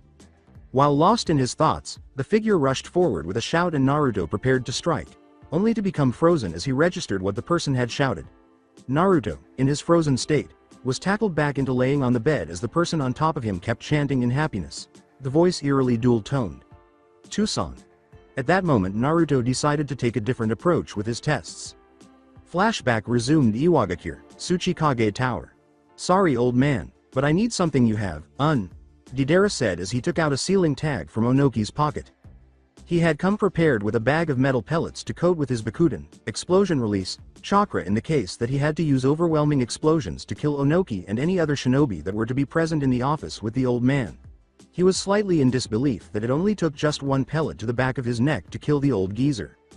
He chuckled at the thought of anyone finding out. Onoki will roll in his grave for eternity from the shame. That's what you get for being an art-hating sack of wrinkles, he told the corpse before turning towards the door to leave. He was surprised to see a blonde-haired boy staring at him with a blank look. "You do know that they'll send Anbuhunter.nin after you, don't you?" the child asked him. Deidara narrowed his eye at the kid as he reached for a metal pellet. "Unless, of course, You let me take the blame for killing him. I'm already wanted in Konoha, so adding Iwa to the list won't bother me much. Actually, that might help me a lot later on. Deidara blinked, completely shocked that the kid actually wanted to be hunted down by 2 major villages. Are you crazy? You actually want to be hunted down like an animal by 2 of 5 major militaries? Deidara shouted at the blonde boy, only to blink at not finding him in front of him anymore. Oi! Where are you, brat? He looked around and checked behind the door, only to fume at finding the boy pocketing something in a bag while standing over the dead Tsuchikage. Get away from there, Baka! Deidara yelled as he tried to grab the boy, only to give a yelp as he phased through him and fell down on top of Onoki's corpse. Oh, what the hell? He turned back to the boy, only to see him rub the back of his neck in what he figured was embarrassment. Sorry, it's become sort of instinct. So it's decided. I'll take the blame for you. Naruto declared with confidence and a shining smile. In exchange, you'll join my organization in a few years' time, the boy said as the smile turned into one that was commonly used in pleasant greetings. Deidara snorted. As if a kid like you could be a leader of anything. Now go away, I need get rid of the art. Hating geezer's body, he told the boy snidely as he took out a handful of metal pellets from his bag. I don't wanna. I want to see your so-called art, I bet it sucks. Naruto said seriously. Deidara froze and then turned to the boy with a smile full of killing intent. To see art, you have to feel art. And true art is an explosion. Here, have a taste. Deidara lectured the boy before throwing the handful of explosives at the boy while jumping backwards and crouching behind Onoki's desk. As the bombs neared Naruto, Deidara made a hand seal and focused his chakra. This caused the pellets to glow brightly just as they reached Naruto's face, causing a big explosion that blew up part of the wall and made half the door blast off its hinges. The explosion brought dirt and debris into the air and left burn marks on the ground. As the smoke cleared, Deidara cautiously got up from his shielding place and searched for the remains of the boy. Naruto yawned as he stood seated in the middle of the scorch marks on the floor. Now that Deidara caused such a big explosion, someone will surely come and make sure the Tsuchikage was fine. That meant that his time was up and he needed to leave. But first, he thought as he took out the scroll with the forbidden jutsu he had found in the vault. If you call that art, I don't want to meet or be an artist now. Your art is lacking. Naruto said mockingly as he threw the scroll at Deidara's face. Deidara caught it smoothly and narrowed his eye at the boy. What's this, And how did you survive my art? He questioned the other blonde. Your art is a failure. Maybe that scroll will help you actually do something decent. Naruto said, uninterested, which caused Deidara to glare at him in anger for insulting his art. The blonde whispered, makes me wonder how you even made it as a shinobi, but Deidara heard her and pulled out another handful of pellets, which he threw at the blonde. Deidara had prepared several pellets in case the child had escaped his explosives once more before the smoke cleared, but when he found himself facing Akatsuchi and Kuretsuchi, who were already in battle stances, he instantly froze, only to unfreeze when he heard the child say, "You're so weak you couldn't even protect your precious Tsuchikage," from behind him. After recovering from her shock, Kuretsuchi tried to rush at Naruto with the intention of exacting revenge on her grandfather, but he quickly tackled her down while he watched the blonde boy. Calm down, Kuretsuchi, he said. Kuretsuchi gasped before screaming when she saw Onoki's body on the ground. Rushing at him will result in your death. As Deidara restocked his pellet reserves in his mind, he turned to face the boy, thinking about what he would do if the other two attacked. Remember this day, Iwa.nin. This is the day you failed to protect your leader. Naruto leaned on the balls of his feet and leaned back, grinning sinisterly as he crossed both of his arms in front of himself. This is the day Naruto Uzumaki, will escape Iwa after killing the Tsuchikage. After saying his final goodbyes, he fell backwards and his body began to slowly vanish into the wind, as though it were composed of mist. Another incident involving a deceived maiden, a young medic, and a cunning snake occurred in another area of Iwagakure. End of flashback. Kumogakure. A year following the massacre in Uchiha. As they got ready for one of their major celebrations the following day, which was a traditional festival in which they will honor past legends and heroes, including the Gold and Silver brothers Ginkaku and Kinkaku, the Sandaime Raikage, and the previous Jinchuriki, among many others. 10-year-old Naruto Uzumaki strolled among the bustling merchants and shinobi of Kumo. He headed for the main hotel, keeping his chakra at a civilian level so he could look around and unwind before joining in on the festivities. The following day, Naruto returned to his hotel room as the last of the light had gone out and darkness had fully engulfed the village. After observing the people setting up stands and the ninja practicing their performances, he took a bath, changed his clothes, closed the window blinds, performed the hand seals for the Kachiyose no Jutsu, summoning technique, and placed his hands on the ground in front of his bed. The new symbol of Uzu no Kuni, which was made up of 3 whirlpool symbols from the Uzumaki clan arranged inside a triangle, was displayed on the back of 2 figures wearing faded blue cloaks with a puff of smoke. Naruto gazed at the newcomers for a moment before he went to a table and got his sealing tools and a metal ring. The other 2 figures then crept out through the door as he began drawing symbols throughout his room. The other 2 figures had crept to the roof while Naruto was getting his room ready for his technique. One of them then turned into an invisible person, and the other one called forth a gigantic chameleon and leapt into its mouth, causing the animal to vanish as well. Naruto was in his room contemplating the value of his 2 new paths, one of which he had acquired after infiltrating Iue a second time and the other of which Madara had recovered after he had returned from his mission in Kirigakure, which culminated in the death of the Yondaime Mizukage, Yagura, whose blood Madara had recovered. Hero Festival Day at Reikage Tower in Kumogakure. On a bright morning, C welcomed Mabui to the Reikage's office, where he was assigned to protect the Reikage and assist him with his everyday duties. He scratched the side of his neck as he entered the room and gave his superior a quick salute, saying, "Reporting for duty, Reikage. Sama." Before he sighed and resumed writing, the Reikage lifted his head and looked at him. "Sort all of those." I complained, pointing to a pile of paperwork that was neatly arranged on a desk close to the door. C sighed as he moved to the desk and began organizing each document individually. An explosion rocked the Reikage Tower halfway through the paperwork pile, causing it to collapse into a miniature mountain. C remained vigilant and readied his sensing technique as the Reikage suddenly rose from his chair. What was that? Now track down the source of that racket. As he began the technique and looked all around the tower, C gave an affirmative response. He quickly discovered the origin of the explosion and turned pale as he turned to face A. The explosion originated in the underground treasure chambers. Even though there was only one intruder, they had already broken into the room. He also possesses the Sandaime Reikage's urn, he reported anxiously. When Mabui hurried inside to see how the Reikage was doing, the room fell silent. "What? That Teme!" A roared in anger. She quickly fled after seeing the angry Reikage and sensing the grand killer intent he was releasing, saying, Please excuse me." Her leave kept her safe from the debris that used to be doors as I hurried towards the underground treasure chamber. "I'll kill him." Reikage Tower, Treasure Room, and Kumogakure. While waiting for it to arrive, Naruto hummed a song and fiddled with the urn containing the Sandaime Reikage's sealed body. Unlike the other villages, Kumo had its Fuinjutsu masters seal the bodies in urns rather than coffins or tombs to save space, and few people were aware that Fuinjutsu masters could create a key to open them.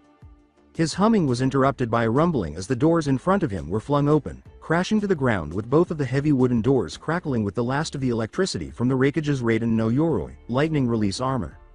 "Teme! Where are you?" A roared as he looked around the room, blinked as he saw the boy in the middle, and then's anger returned when he saw the brown urn with the words, "Third," written on it. A lightning infused fist smashed Naruto into the wall a few feet behind him, causing him to cough up blood before he collapsed to the ground, clutching his head. "Good of you to come. I was getting TIR. You were hurt, dummy," he screamed at the older man. The Cage walked up to the blonde boy who was kneeling and huffed as he fastened the urn to his belt. "Don't underestimate me, Brad," A said, lifting the boy up with both hands and enjoying the boy's wince as a result of his firm hold and the lightning armor he still had on. "What gave you the impression that you would get away with stealing Kumo's treasures when stronger people have attempted to do so?" He heard the brat laugh and snarled before tightening his grip.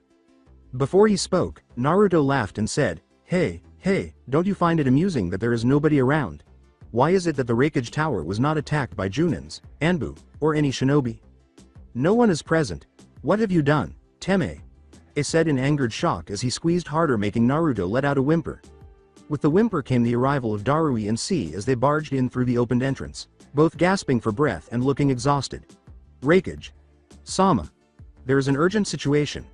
A blonde boy is attacking the village with his summons. Additionally, every high-ranking force is attempting to trap and isolate civilians and lower-ranking forces." He turned to the two and shook angrily, asking, "Why are you attempting to isolate them? Encourage the lower-level troops to assist and transport the civilians to the shelter."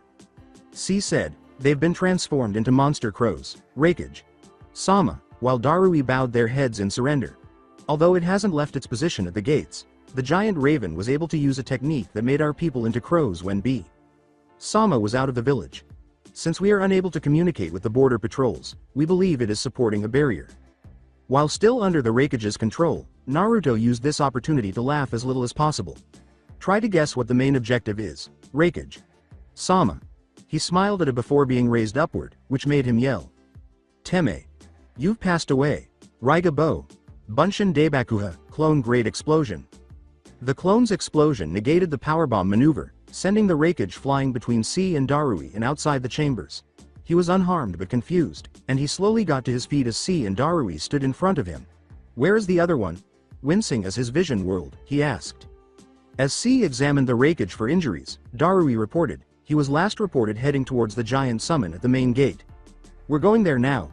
C rubbed the side of his neck, paused, and glanced back towards the treasure room before turning away from the room and swiftly catching up to the others as they left the tower. Commanded as he ran outside, Darui following. The main gate of Kumogakure. Darui jumped down behind the Raikage, cautious from the stray shocks, and noted that the area had been cleared, meaning they could attack the beast without worrying about too much collateral damage. A had just arrived in front of the enemy summon, a giant raven. The giant bird was the reason half of his people were turned into monsters, and that thought only made him more irate than before, which caused his armor technique to start sparking small shocks around him. The giant summon, with its wings spread wide along the walls, formed a dark barrier over the village, and, oddly enough, the main gates were still standing. Naruto stood atop the bird's head, looking down at the Raikage's arrival. During this time, I noticed that C was still missing. Where is C, Darui? When Darui saw Naruto's smug smile from below, he growled and said, he was just behind us, Raikage. Sama. Then he turned to look behind him, and what he saw made him pale. With what could only be described as an army of crow people following him, C staggered slowly in the direction of the two, calling out to the monster raven as they did so. The other shinobi were turned into crows shortly after you left the tower, and they also released the others, C said, reaching Darui's side and leaning against a wall as he struggled to catch his breath. I don't think I can go on much longer. He gave his neck a rough rub before Darui grabbed his hand. He turned to his partner in shock. What is it? The words, "There is something on your neck," were spoken with anxiety by Darui. I believe it to be a seal. After examining it more closely, Darui exclaimed, but as he did, the monstrous raven roared, causing them to cover their ears. The barrier above them began to crack and fall, revealing an endless abyss of darkness instead of the clear sky above them. Oh! C looked at his cracked hand and yelled in terror, what's happening to me? With the other shinobi uncertain of what to do in this circumstance, he shouted before turning to Darui for assistance. As the act's conclusion approached, Naruto observed content above them, heard some shouting, and saw a using hand seals for what he believed to be a Raiden jutsu. Before everything fell silent and still following Naruto's words, the crows began to huddle around the trio as the barrier's cracks spread to the village, causing the buildings and mountains to crack. It's time to wake up from your dream. The world around them shattered and plunged into darkness as sound rushed back upon them. Kumogakure. Day of the festival. Every single person in the village began to shake from the memory of their shared nightmare as the sun rose, causing the people of Kumo to wake up screaming and the shinobi to wake up in attack mode. As they attempted to calm the terrified populace, the shinobi were soon pushed to the limit of their abilities, and just as they had done so, a roar coming from the Raikage Tower sent them into a frenzy. Which are they? On that day, Naruto earned his SS rank by putting an entire village in an unprecedented genjutsu and stealing the Sandame Raikage's urn and the Rakudo Senin no Hogu, treasured tools of the Sage of the Six Paths. Those who were devoured by the monster raven's first appearance were killed by the attack in the dreaming genjutsu, while others suffered injuries from their dream wounds, some of which were brought on by their transformed companions. The Junin, C, was the only shinobi who was not found. Since there hadn't been another SS rank shinobi since the Yondaime Hokage, other nations took notice of Naruto's ascent in rank. However, Hai no Kuni was only aware of the rumors of a new high rank shinobi, which was not surprising. Konohagakure. Noon. 2 years later, after finishing his lunch, Sarutobi sat in front of his desk and drank some tea, a much-needed respite from the growing amount of paperwork he had to complete, especially in the past few months. A year prior, Jiraiya had stormed through the window into his office and swore about Orochimaru constantly avoiding him, Tsunade's enlarged breasts, a huge corporation that even his best sources couldn't learn anything about, and Naruto's entry into the global bingo book as an SS rank while traumatizing Kumogakure. The cages and most cage-level shinobi were added to the global bingo book because of their overwhelming power. Two notable examples are Hashirama and Madara, whose names were still listed in the book despite their deaths. At first, he believed Jiraiya had gone insane and had the Anbu arrest him before he hurt himself, but when he calmed down, He learned about the new company that was expanding throughout the elemental nations and was perplexed that he had failed to notice they already had shops set up inside Konoha. He realized that he needed to pay more attention to his paperwork and what he was approving. He had learned that Orochimaru had joined a mercenary group, which was the reason for the decline in job requests over the past few months, but he was unable to find any additional information about them, so he continued to follow his old friend while obtaining information on his fugitive godson. Jiraiya had mentioned that the abrupt downturn in the economy was not just affecting Konoha but all of the major and minor villages. The return of Uzu was concerning, and Jiraiya suspected that Naruto might have joined them if they ever located or stumbled upon him. After all, the Uzumaki clan was their founding clan. Jiraiya also explained to him that the rumors of Uzubakure and Uzu no Kuni were real facts when he visited the island and was unable to even reach land due to the impossibility of the barrier surrounding it. He attempted to send summons, but they refused to approach the thing and promptly dispelled it, stating that it was not something they could mess with. As he opened a file he had previously received, Sarutobi rubbed his temples and read the report about the capture of the C-rank Nukenin from Kirigakure, Maizu, and Gozu again. You better take care of those genin, Kakashi.kun. Unknown time. Unknown place. At the end of the table was a man with shoulder-length hair, his other features blurred by the use of the Gentashin no Jutsu, magic lantern body technique. And his eyes gazed sleepily at the projection from the table's intricate seal, which was carved into the table and projected an image above it to everyone present. 6 figures were seated around a rectangular table in a shadowed room. On the other side of the table, directly across from the redhead, was a man with waist-length black hair who spoke to his white-haired companion in a low voice. Both of them paid no attention to the projection and did not appear to do so at any time. To his right sat a redhead with long hair who was staring at the projection with complete boredom, and the person next to the redhead watched the projections with a sharp eye. The two whispering were stopped when they noticed movement at the head of the table. Earlier today, my informant brought me some news. After 2 years of unofficially running Iwagakure, it appears that Owanoki's son Kitsuchi has been formally established as the Yondaime Tsuchikage. The young man said this before laughing, to the amusement of the others, who either grinned or simply stared in boredom. This made everyone's eyes harden as they braced themselves for the impending bad news. However, that is where the good news end. I have learned that a man by the name of Gato is depleting Nami no Kuni's resources. He was one of yours, based on the data in our files, he said, turning to face the man with the white hair. I know the name. The white-haired man reminisced. I sent him out to Nami no Kuni to start the base work for our future expansions, if I recall correctly, a few months after the main building of corporation headquarters was finished. With a voice full of disgust and dissatisfaction, he said, I come to the conclusion that the trash took the funds for the project and invested them to further his own purposes. If you command me, I'll gladly dispose of him, Naruto-sama. As the other 5 members silently snickered, Naruto turned to face the young man and then leaned forward to slap him on the back of the head, causing the young man to blush in embarrassment. After a while, he glared at the others when it seemed they couldn't stop laughing and said to his young subordinate, Your arrogance will get you killed one day, Kimimaro, keep it in line. Returning to the topic at hand, he addressed the group, saying, Gato and Nami are minor tasks but crucial in our plans nonetheless, and since the ones present besides Kurama. He jerked his head in the direction of the redhead. Dot and Kimimaro. He turned to face the white-haired boy this time. Don't have a positive public view and can't reveal their connections, it leaves me with no choice. You'll need to travel to Nami, Kimimaro, and take charge. I want you to work with Zetsu and find out what happened to the representative we sent to Yuki no Kuni last month, he said, letting out a sigh and turning to face the oldest member of the group. The man gave Naruto a little glare and opened his mouth to object, but was interrupted. You are to take Hidan with you, and if Pain asks, tell him you are after some bounties. Naruto leaned forward and gave Kakuzu a look that promised pain. Knowing his blind devotion, Hidan will slaughter my subordinates for even breathing in the same room as me, so you will take him with you, Kakuzu. We are adjourning this meeting.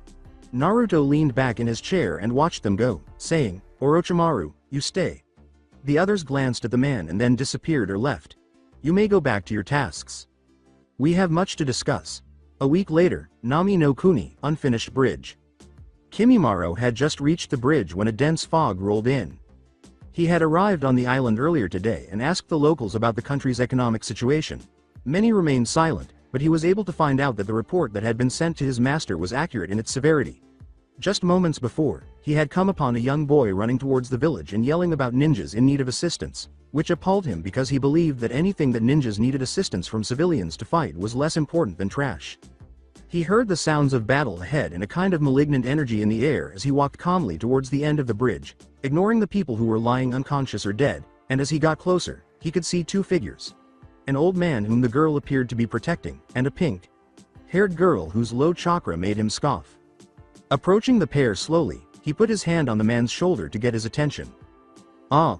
Both of them turned around and froze when the man screamed, causing the girl to scream as well. Are you the bridge builder, Tazuna? Kimimaro scowled. Yeah, that's me. What are you looking for? Do you have ninja skills? The girl remained motionless as Tazuna nervously answered. I am Kimimaro and I have come on orders from my master to establish relations with Nami as well as take care of certain mistakes which we recently just uncovered, said Kimimaro. Are you and Gato together? Tazuna asked in a terrified tone, which caused the girl to suddenly come to and stand before her. Her entire body shook as she raised the kunai in front of herself. Kimimaro scowled as he said, I am UXU Corporation's vice president. That trash tricked us and used the money we gave him to expand our company into Nami on taking over the island, he said, his face displaying nothing but disgust. I am not with that trash you call Gato. I am actually here to dispose of him. As the sounds of clapping reached their ears, the mist began to gradually clear. To Kimimaro's left, a white-haired man with a mask covering the lower half of his face was standing with his arm running through another man's lightning-covered chest, while the other man's face was covered in bandages and his arms were ripped apart by what looked like bites. Zabuza. Sama. As the white-haired man pulled his arm away and took a step back, he saw a boy in an orange tracksuit, carrying a raven-haired boy in his arms, approaching in a daze. An effeminate boy appeared beside the dying man's side. He identified the source of the clapping as his target during the silent conversation between the effeminate boy and the person known as Zabuza. Gato was standing at the end of the bridge, with 100 mercenaries behind him that he suspected the trash had hired. Kakashi, a white-haired man, was eyeing him wearily as he approached Gato, based on what the pink-haired girl whispered. Kimimaro stepped forward and made a vertical swipe with his right hand, saying, trash like you should keep quiet and die. He scowled as Gato grinned and began babbling about deceiving Zabuza and making fun of him for not killing the bridge builder. The mercenaries took a step back, terrified by the swift death, before regaining their courage and beginning to try to kill their client's killer. Gato glared at the bone user before the memory of who he was hit him.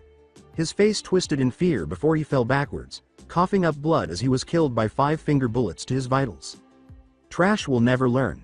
Kimimaro sighed as he stopped spinning and turned back to face the now pale group of shinobi and Tazuna. His scowl deepened at their foolishness before he spun and fired a volley of finger bullets at the mercenaries, killing all 100 of them. Ignoring the other shinobi, Kimimaro walked up to Tazuna and said, does tomorrow sound good for us to meet up to talk business? Are you a Kagaya? Are you not? With a neutral expression on his face, Kimimaro turned to Kakashi and said, that's pretty clear, isn't it? Under his mask, Kakashi scowled, but he shrugged and pulled out his orange book. Kimimaro turned back to Tazuna and opened his mouth to say something, but he was cut off. Haku asked, a little suspicious because they had met a long time ago, you're that boy, the boy Zabuza. Sama and I met in Mizu no Kuni. Kimimaro turned and stared at Haku for a while before turning and walking back to the village, taking a wide berth from the crowd that had gathered after the mercenaries were killed. If you need some place to go, meet me tomorrow with Tazuna, he said before leaving Haku's earshot. After receiving confirmation from UXU headquarters regarding the new projects and shops to be started in the island, Kimimaro and Haku left Nami 2 days later. Gates of Konohagakure. 2 months later on this sunny day in Konohagakure, the children were playing, the birds were singing, and a portion of the council was outside, exhausted from welcoming the dignitaries and other influential people who would be watching the Chunin selection exams. Despite what many people think, the most powerful clients do not show up late in the exam process. Rather, they accompany the entrants to assess their potential. They had just greeted the daimyo of Kei's no Kuni and their team and were heading back to the council chambers to attend the Jonin meeting when the Chunin guards signaled a new arrival, forcing Sarutobi and the elders Danzo, Kaharu, and Homura to greet the clients as the teams that accompanied them went their way to sightsee or rest before the start of the exam. The Hokage stepped forward and spoke to the 4 cloaked and masked shinobi who guarded the carriage, which was led by 3 small masked shinobi who looked somewhat like the guards and a baby with short red hair sitting on the shoulder of the largest of them. He greeted them with a smile before his eyes widened upon seeing the symbol on the carriage. Welcome esteemed guests to Konohagakure no Sato. As the genin from the team cocked their heads to the side, the 4 shinobi manning the adorned carriage remained silent and unremarking. We are greatly pleased to be here, Hokage. Dono. The baby's unexpected statement caused Sarutobi's mouth to open in surprise and his gaze to go silent. Danzo unexpectedly took the initiative and redirected their focus, saying, I see the rumors are true. We heard months ago of a very young assassin that had gained quite the reputation by using strange ninjutsu while having the appearance of a baby. You were very knowledgeable for gaining such recent information so quickly, the baby said, nodding his head. I am Kurama, the Jonin sensei of Uzubikir's team. He abruptly turned to face the carriage, his red eyes staring into the wood. We'll take our leave now since our daimyo wants to join the others in supervising the aspiring shinobi. Where will the initial test be held? The infant inquired, his crimson eyes gazing at the village in front of him with disinterest. As he processed the information, the now calm Hokage scowled and said, the exams will be held on the third floor of the academy, which is next to the tower, if you take the main road. The Jonin will congregate in the adjacent examination room. After giving a nod, the infant signaled the large young man he was perched on to move forward. While Danzo and the advisors were chatting among themselves, Sarutobi went up to one of the guards and said, the daimyos will be gathering at the Hokage residence. The guard shifted and then gave the others an unidentified signal. A raspy voice spoke from behind the mask as it gazed blankly at Sarutobi, asking, where is the mansion located? The guard's squeaky voice gave Sarutobi a slightly alarmed look before he dismissed it, saying, it is near the Hokage Tower, it is the largest and tallest building. The guard took the carriage with the daimyo and bowed before taking his place again and vanishing with the others using a shunshin, body flicker technique. His expression hardened as he turned to face his old acquaintances, who all had serious expressions. I believe they were real shinobi from Uzu, he said. I was unable to detect any chakra from the daimyo's carriage, and the nation's trademark sealing techniques were employed for such exquisite chakra, concealing seals. Additionally, there is the issue of that Kurama. I propose that we increase security and monitor the area in case they harbor animosity toward us. Homura and Kaharu nodded in agreement when Danzo, the ever paranoid, suggested, the daimyo's guards also make me uneasy. Very well, Sarutobi said, letting out a sigh before heading back to the tower. I'll have the Chunin and Jonin alerted of their new duties. Outside the Hokage residence in Konoha, one of the guards landed in front of the mansion's entrance, looking like a Jonin with dark sunglasses, startling some onlookers with their sudden appearance. I have heard about your arrival, the guards said. During these tests, I, Aoba Yamashiro, will be taking care of your accommodations. Before the exam's first phase starts, is there anything you'd like to order? After speaking with Sarutobi, the same guard moved forward to stand in front of the carriage's door. He opened it and extended his hand to the occupant. The first thing that caught Aoba's attention as he waited eagerly to see who the daimyo of Uzu no Kuni was his height, but he ignored it because he had seen a lot of short people. He then noticed that his blonde hair was partially covered by the headgear that was expected of a daimyo, that there was an eye patch over his left eye that his mind inferred must be the same color as his right eye, and finally, the whisker marks on his cheeks before his brain flat-lined. Naruto turned to face the pale Jonin after stepping out of the carriage and said, is something wrong, Aoba-san? He asked stoically. Before responding in a more formal tone, Aoba straightened up. No sir, I was just reminded of someone by you. Good, now to answer what you asked before. Aoba tried to remember what he had asked and had just remembered before he heard Naruto speak. Naruto gave him a suspicious look before nodding. Naruto smiled and said, I'd like you to bring me 30 orders of dango from the best place you know. Oh, and a pot of hot tea. It's unclear if this made Aoba shiver with anxiety or fear. Aoba-san, be careful not to confuse people with one another. It might result in unpleasant circumstances. With nothing more to say, Naruto entered, his guards arranged in a circle. As he considered where to go to fulfill the order, Aoba sagged with relief and scratched his head, but he quickly blushed because he had to inform the Hokage of the identity of Uzu no Kuni's daimyo. He used the shunshin, body flicker technique, to report and order the dango on his way, and although he hated to admit it, he was genuinely alarmed by the child's change in attitude. Sensei viewing room at Shinobi Academy in Konoha. A group of Jonin were chatting back and forth as Kakashi entered the room after meeting his team outside. Their object of interest appeared to be surrounded by them, as most of them did not bother to look to see who had entered. Kakashi was intrigued and glanced around when he noticed Asuma smoking a cigarette and leaning against the wall. He pulled out his priceless book and walked up to the Jonin, leaning next to the guard of the former fire daimyo when he got to him. Good morning, Asuma. How are you today? Before extinguishing his cigarette, Asuma glanced at Kakashi and said, I'm doing great, Kakashi. But it can't be the same for our guest, he said, cocking his head in the direction of the remaining Jonin group. And who is this fascinating visitor that even foreign Jonins are interested in? Kakashi inquired with greater interest now. Before giggling at Kakashi's startled appearance, Asuma remarked, apparently, the new Uzumaki has sent a team, and if that weren't shocking enough, the Jonin-sensei is none other than the baby assassin. Isn't our generation doomed? Asuma scowled at his fellow Jonin's pessimism before he considered his students inside. It appears so. Asuma concurred. We did not see this coming, Kakashi said as he turned the page in his book. An agitated Kurama managed to get away from the crowd and find a seat close to the screen that will show the first part of the test while Kakashi and Asuma continued their conversation. Daimyo Viewing Hall, Hokage residence. Konoha. The daimyos of the major countries had not noticed Naruto's arrival because they were chatting among themselves some distance away from the minor lords. But some of the minor ones had given him disbelieving looks before their expressions changed to shock upon seeing the symbol of the new Uzu no Kuni on his headwear. Hito Wince, the daimyo of Kei's no Kuni, was the first to notice Naruto as he started to approach the major lords, bending his head in greeting as he passed the others. He leaned towards Eiji Watero, the daimyo of Mizu no Kuni, and whispered something to him that nearly gave the Lord whiplash as he turned to face Naruto. Hello. I am Naruto Uzumaki, daimyo of Uzu no Kuni. Naruto introduced himself, and his two current guards bowed in his place. These are my guards, Kei's and Hino. The guard with the sword and the one with the rough voice bowed once more as Naruto presented them in their proper order. My other two guards are outside as is protocol in these meetings. They are named Riku and Mizu. I apologize for their masked appearance, but it's my own security protocol.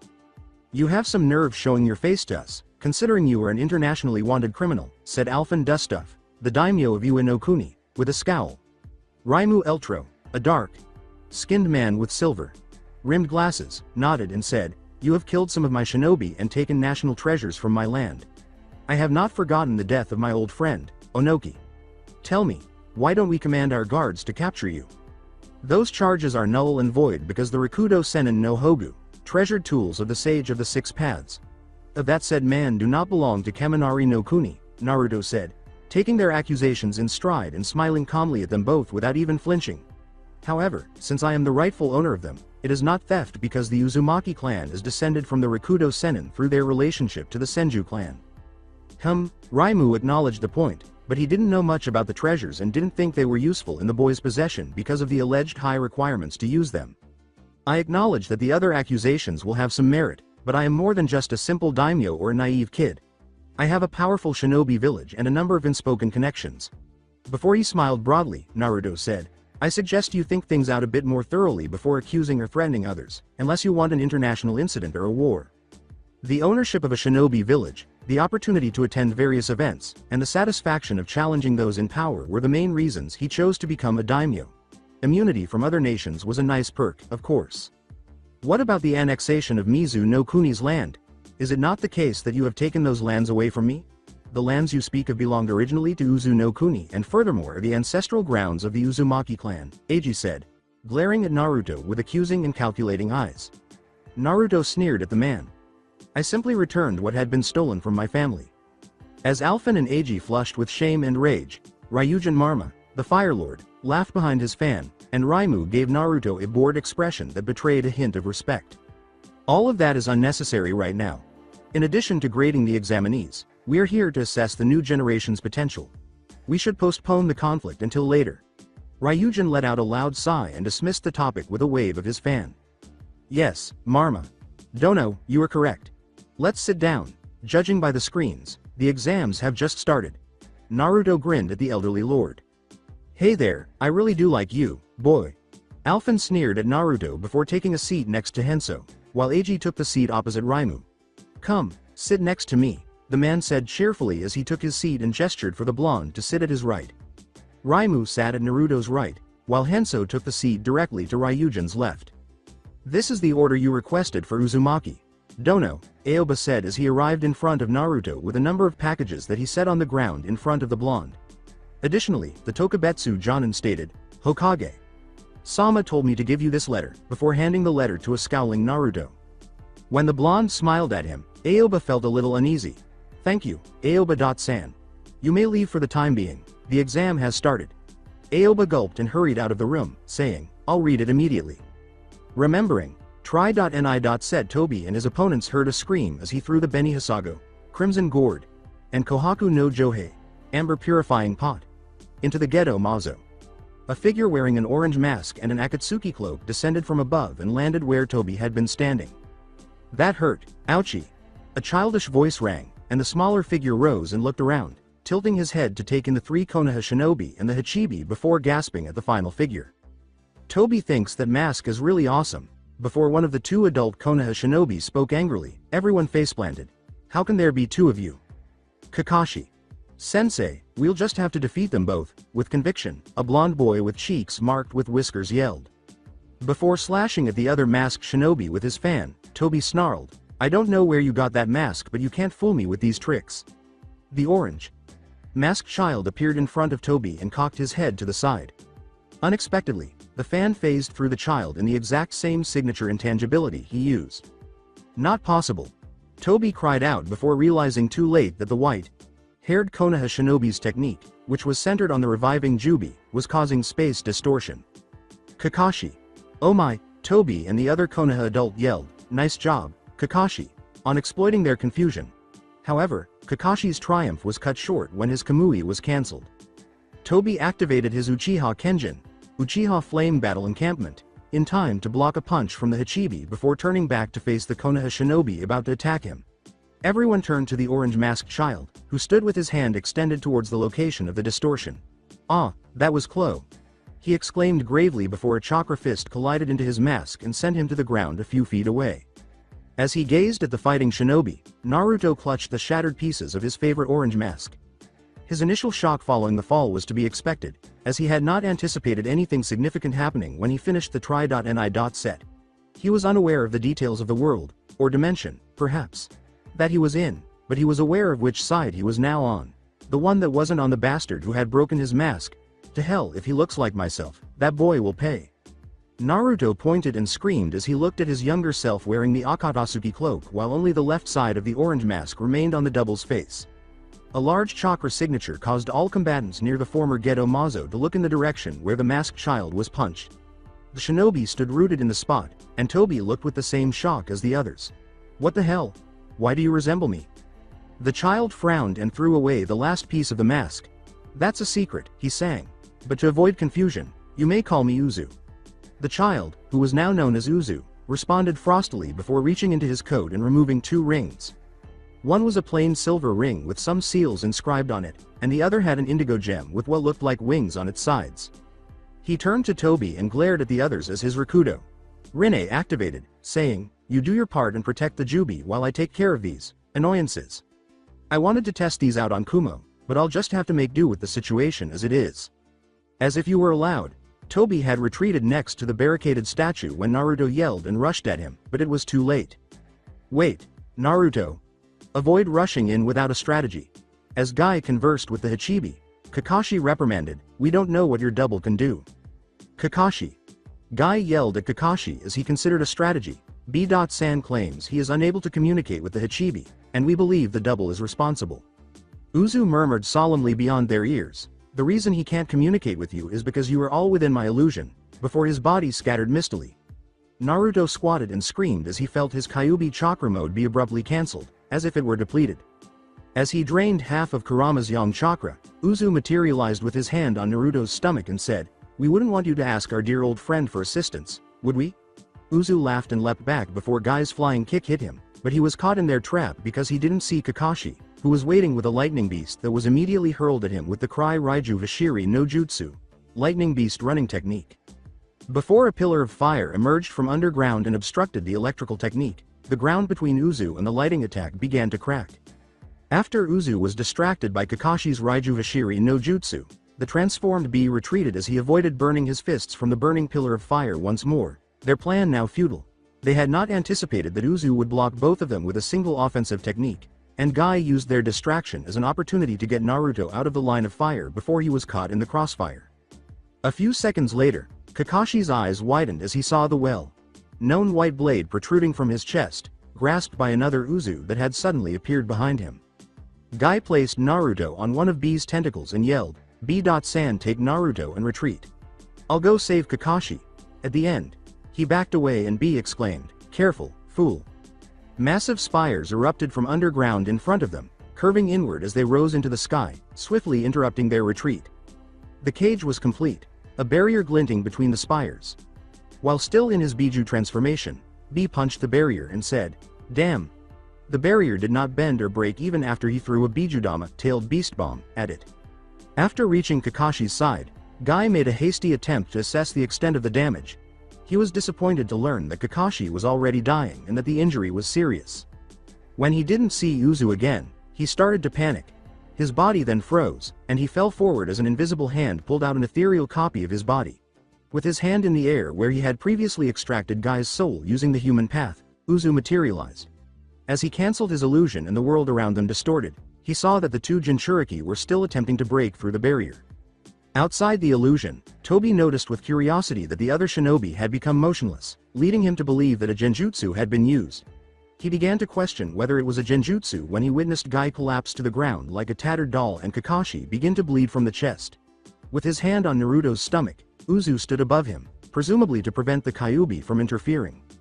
It appeared that the genjutsu was also influencing the Hachibi because, oddly enough, it had not gone on the rampage. He was shocked to see Uzu standing next to himself after noticing that he was missing when he turned to face Naruto and Uzu. After looking at the two Jinchuriki, Toby turned to ask why he had appeared, but he was gone. They won't be waking up for some time.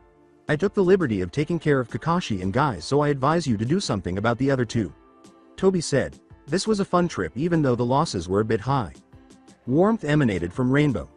Colored wisps where Uzu had once stood. He whispered, "I guess that's good. Bye then."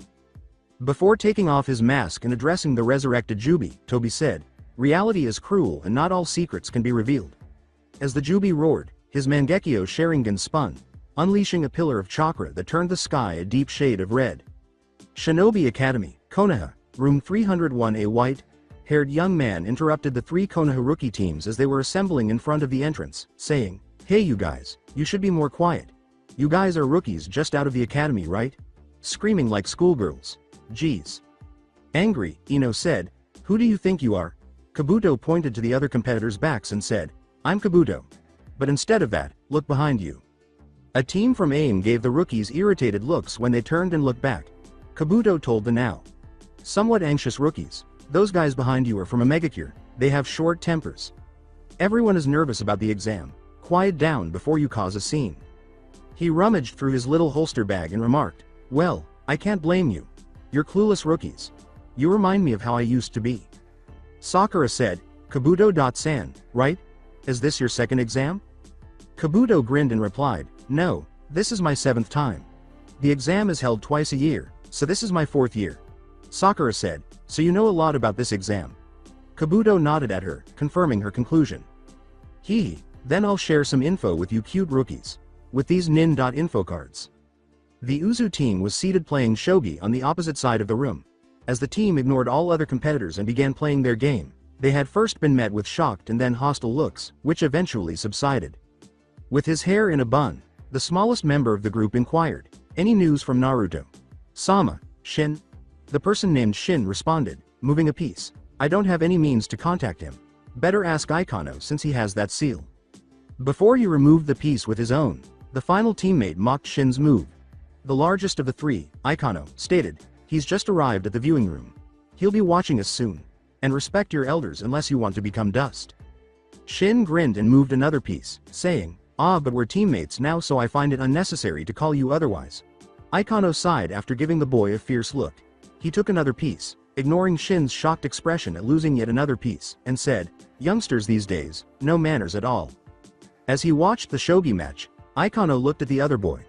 Ikono swatted at Shin's hand as it reached for one of his game pieces and said, "Why are you asking for news about the master, Haku? Our orders were clear. Get to the last phase and show off our power." He was still paying attention to the board even though he wasn't looking. Before returning his attention to their match, Haku replied, "I was just asking in case of a change in plans." Ikono simply shrugged and resumed playing the game. "I'll let you know if anything comes up." Kabuto had just finished displaying Gaara and Lee's nin.info cards to the rookies before securely repackaging them in his holster bag. Konoha, Suna, AIM, Kusa, Taki, Otto, many outstanding genins from the various hidden villages are here to take the exam. Well, Otogakure is a small village just created last year, so there isn't much info, but the rest of the hidden villages are filled with talented youngsters. I even heard that the newly revived Uzugakure sent a team also. Uzugakure was once believed to either be the replacement for one of the 5 main hidden villages or become the 6th main hidden village. Sensei viewing room at Shinobi Academy in Konoha. After observing the rookies, Kurama was a little taken aback by Kabuto's performance. The adult infant was focusing on the entire screen, but he was only paying attention to specific camera feeds. When Kunato announced his name and that he would not lose to the bastards, as he referred to the other competitors, he winced and fought the impulse to sulk. He was happy to have been sealed on the other Uzumaki twin for this reason as well.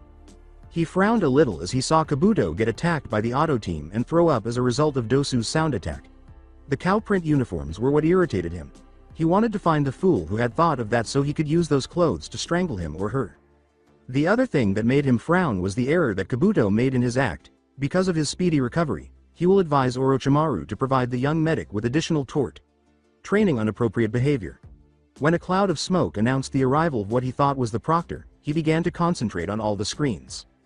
Daimyo Viewing Hall, Hokage Residence, Konoha. A voice came from the speakers, "Quiet down, you worthless bastards." As the smoke cloud gradually dissipated. In the middle camera view, Ibiki Morino, the proctor, was surrounded by Chunin. "Thanks for waiting, I am Ibiki Morino, the examiner for the Chunin selection exam's first test." Naruto sighed after yawning and biting into his dango. Ryujin smiled slightly as she turned to face Naruto. "Anything wrong, Uzumaki? Dono?" Before responding, Naruto gave the elderly lord a smile. "I was hoping for something more entertaining, but because of the choice in the examiner I'm guessing we'll be looking at psychological manipulation." Ryujin inquired curiously. "Oh? How have you come to this conclusion, if I may ask?" Naruto remarked, somewhat bored. Ibiki Morino is famously known, as well as his field of expertise, which is torture, more specifically the methods dealing with the mind. As he showed the boy the brochure, Ryujin laughed and said, Of course. I think the brochure said we were to see who had the courage to complete their missions and what means they had to gather information, if they have the means at all." Naruto's wide eyes scanned the brochure before narrowing in frustration and dissatisfaction.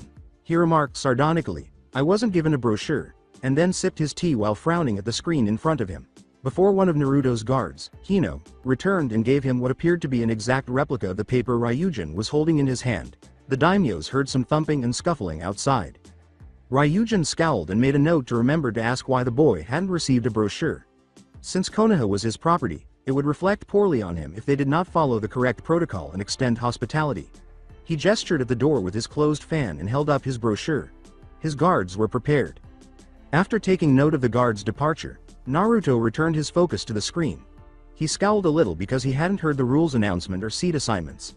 He swiftly located the information in the brochure. Well, it's a written exam designed to encourage cheating and assess bravery at the end with a trick question, he thought. He glanced around the screen and saw the Uchiha boy mimicking another's movements with his Sharingan. 2 Hyugas looking around them with their Byakugan, a puppy barking for no apparent reason, which must be an Inuzuka, and a bug flying around, which he assumed was an Aburame. However, the most unsettling thing might have been that floating sandy eye. When he had finished writing, he discovered his team and was amused to see Ikono pouting. From other camera views, he saw that Haku had made some ice mirrors and was using them to gather data by reflecting them. He looked at the sleeping Shin and grimaced. When Ryujin asked Naruto, "Anything wrong, Uzumaki? Dono?" and gestured to the white-haired boy in one of the camera feeds, Naruto moaned. He responded sulkily before concluding with gleeful malice, "That one is one of mine, and I might just tell his superior to give him a month of D-rank missions, even if he doesn't fail." Ryujin fanned himself and chuckled, "Oh, what fun, what fun. I might take your example and do that with my subordinates. Yes, that will be most amusing." "Okay. We will now start the 10th question," Naruto said, returning to the main feed as Ibiki started explaining the guidelines for the last question. As many teams stood up to depart, he noticed the Hyuga girl displaying signs of hesitancy. He thought Kunato was going to give up, so he was taken aback when he raised his hand. This was mainly because he had not anticipated it based on the reports he had received from his personality. When Kunato yelled that he was not giving up, he felt somewhat relieved that his information was correct. He only looked to see who would be the proctor for the second exam, tuning out the explanation of the motivation behind the last question. As he watched Enko introduce herself as the proctor, he felt the sudden impulse to massage his temples. After playing tricks on the Uchiha in the second test, he knew Orochimaru would be thrilled to make fun of his old pupil. Recalling the letter he had received from Aoba, he opened it and read it. He muttered inaudibly about pointless lengthy letters that were merely flowery words meant to add significance. When he was done reading it, he got up. He nodded to the daimyo in attendance and excused himself, saying, "It seems Sarutobi-san wants to have a few words with me." While some scowled in disapproval or remained uninterested, others nodded back. He took note of every look on their faces and walked out, his 2 guards at his heels. The Hokage's office in Hokage Tower. Kaharu gave him a glare, and Homura gave him a slight frown as Sarutobi tinkled with his pipe. He was aware that they were upset with him for failing to notify them of Naruto's arrival or his new status. He sighed when he heard a knock on the door. He yelled, "You may come in." The office doors opened, and Naruto entered, trailed by Hino and Kase, his 2 guards. The boy's appearance caused Hiruzen to scowl a little, wondering what had happened to his eye. He noticed a ring on the boy's right hand that had what appeared to be an indigo stone encircled by wings after catching the gleam close to his hand. The ring with the gem was slightly more impressive than the other one, which had small, intricate carvings. With kindness, Sarutobi said, "Please have a seat, Naruto." Naruto's visible eye raised an eyebrow at him in response. He scowled and said, "I'm sorry, Uzumaki. Dono." Naruto then took his seat. Kaharu and Homura frowned and the 5 hidden Anbu bristled as Naruto asked boredly, "What is it you wanted to talk with me, Saru?" while glancing at Sarutobi. Kaharu yelled angrily, "You will address the Hokage with proper respect." Homura simply shook his head in response to his teammate's proclamation. With barely concealed amusement, Naruto turned to face Kaharu. Kaharu became enraged and was about to verbally abuse the brat when Homura put a hand on her shoulder to restrain her. "Pray tell, what will you do if I don't?" Kaharu asked. In frustration, Hiruzen yelled, "Enough, Kaharu, calm down and stop provoking my advisors, Uzumaki. I called you here, Uzumaki. Dono, to inquire as to your motives regarding Konoha as well as to ask for the removal of your spies within Konoha." Hiruzen inquired. He smiled mockingly at Kaharu and said, "Every village has its spies, Hokage. Sama. It's your own problem to root them out." As Hiruzen and the advisors listened intently, Naruto began, "As for my motives regarding Konoha, well, I'll just say," before faltering a little. Naruto laughed at the irritated expressions on the faces of the 3 senior shinobi, saying, "It's a secret." Sarutobi sighed, "I understand, Uzumaki. Dono. That is all I wanted to ask, you may leave." But Naruto didn't move from his seat. "That's rather rude, Saru. I had a reason to come meet you as well." Hiruzen inquired curiously, "Oh, what will that be?" as his teammates shifted in frustration and needing to stay in the office for a lot longer. The eyes of everyone in the room widened in surprise as Naruto said, "I want my inheritance, Sarutobi." Hiruzen quickly gathered his thoughts and responded, "I'm sorry, Naruto, but your parents didn't leave anything behind." Naruto reflected melancholy, "Although Minato and Kushina left 2 scrolls for each of you, I can't let you claim yours because I still don't know what your view on Konoha is." The boy's next words ripped his lie apart. Naruto glared at the Hokage and said, "I know Minato and Kushina left something, Sarutobi. You can't lie to me." The elders became tense as the hidden Enbu gasped at the unexpected revelation. Hiruzen stated sharply, "You cannot have them, Naruto. That is my final say on the matter." Naruto scowled and got to his feet suddenly. Swords at their throats, the Anbu surrounded the Hokage and the advisors, and this was all they needed to get going. While the advisors stood motionless, they glared at the Anbu holding them captive.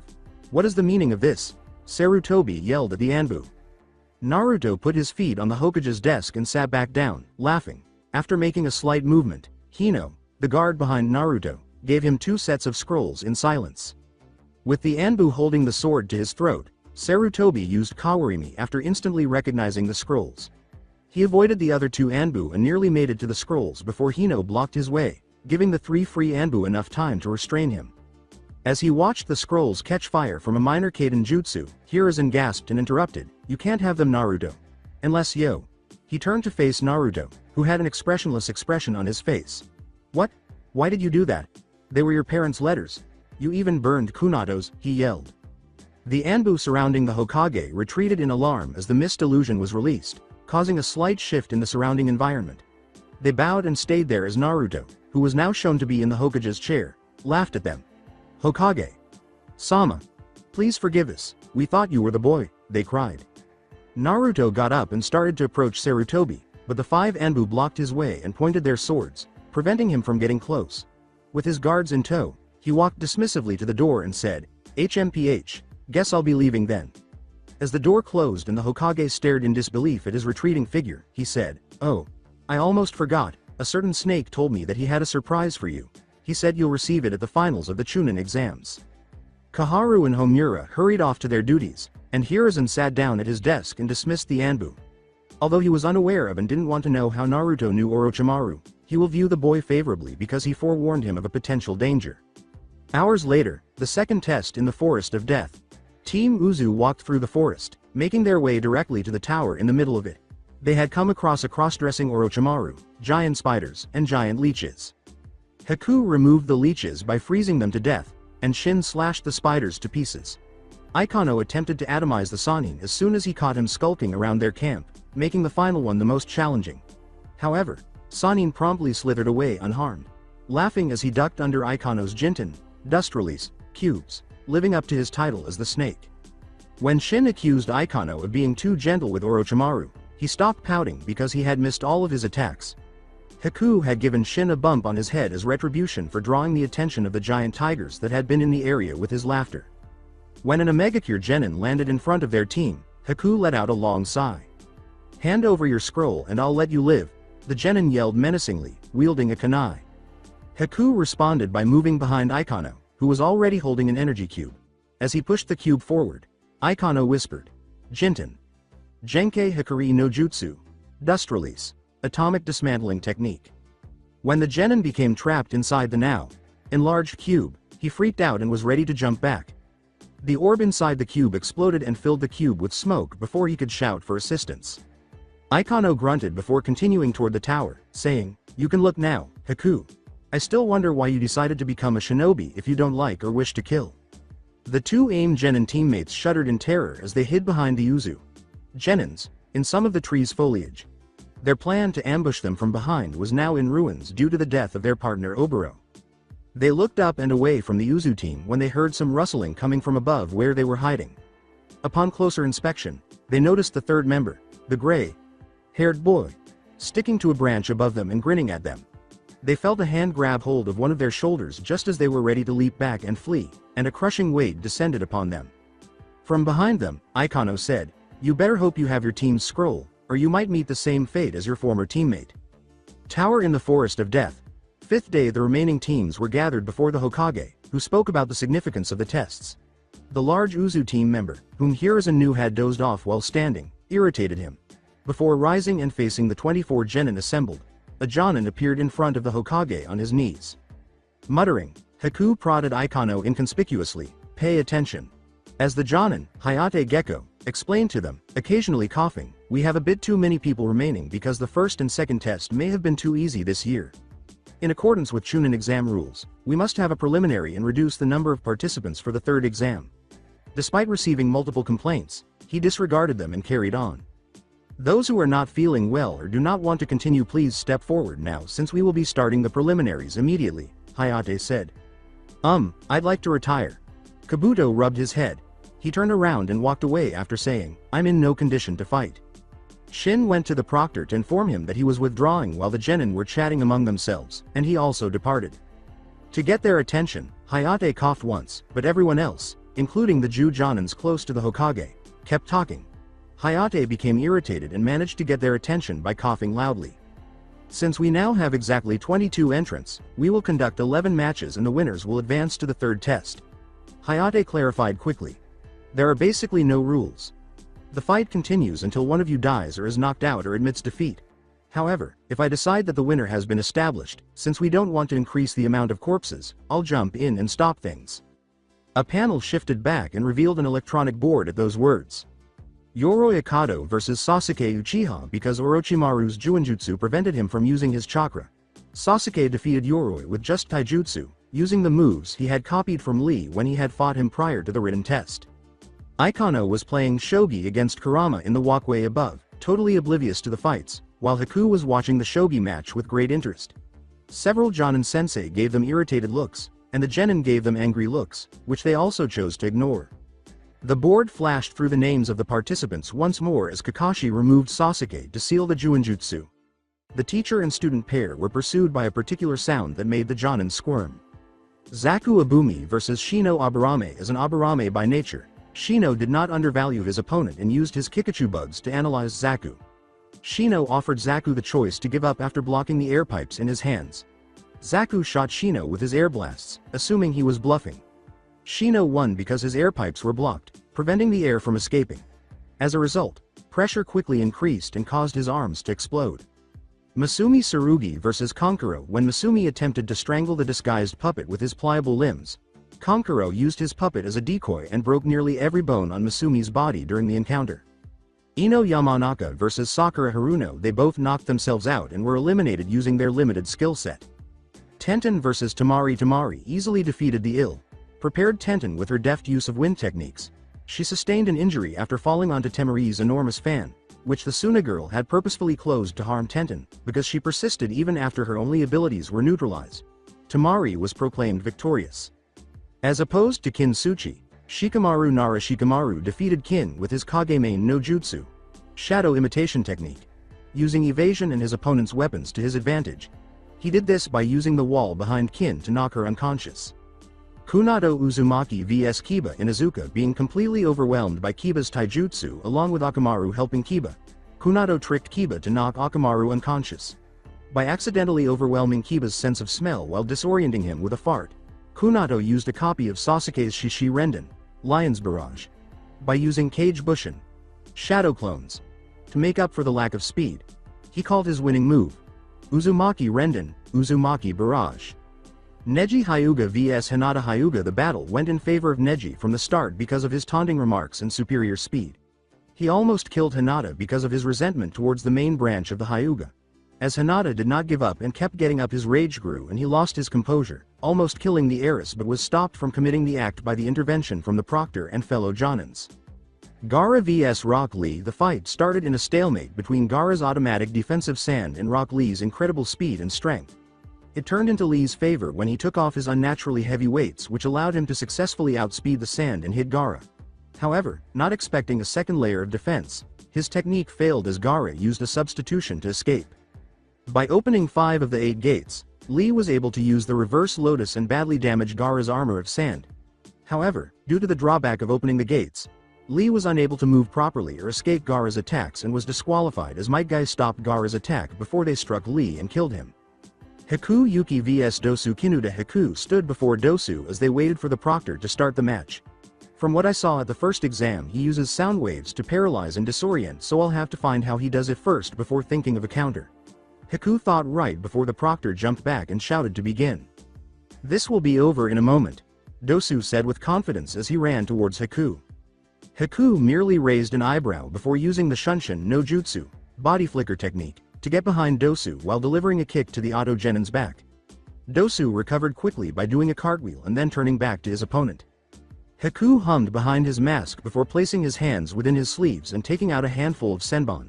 Dosu's eyes narrowed as he took in the sight of the needles and quickly sent a sound wave towards Haku. Seeing the arm movement, Haku quickly used a Shunshin to outrun the sound wave and appear above Dosu, where he threw a barrage of senbon at the unaware Genin. Not expecting an aerial assault, Dosu was slow on defending with his melody arm and got punctured on multiple places in his left side, which made his left arm hang limp and useless. Dosu gritted his teeth while taking out the senbon he could reach, knowing leaving them alone will only hinder him later. He knew that from experience when he sparred against Kin. He suddenly shivered and took notice how everyone on the walkways was trying to get warm by burrowing into their clothes. Glancing back at Haku, he only saw a new barrage of senbon flying towards him from where he last saw the masked boy. He quickly raised his right arm and blocked with his Midori arm, causing the senbon to fall to the ground useless. He hopped away as another wave of needles was thrown from his left and took a breather when Haku appeared some distance in front of him. "Give up. I have figured out your technique and know how to counter it." Haku tried to get Dosu to quit as he did not want to test if his theory worked or not. It might also potentially kill the Auto Genin if it worked. Unfortunately, Dosu thought otherwise.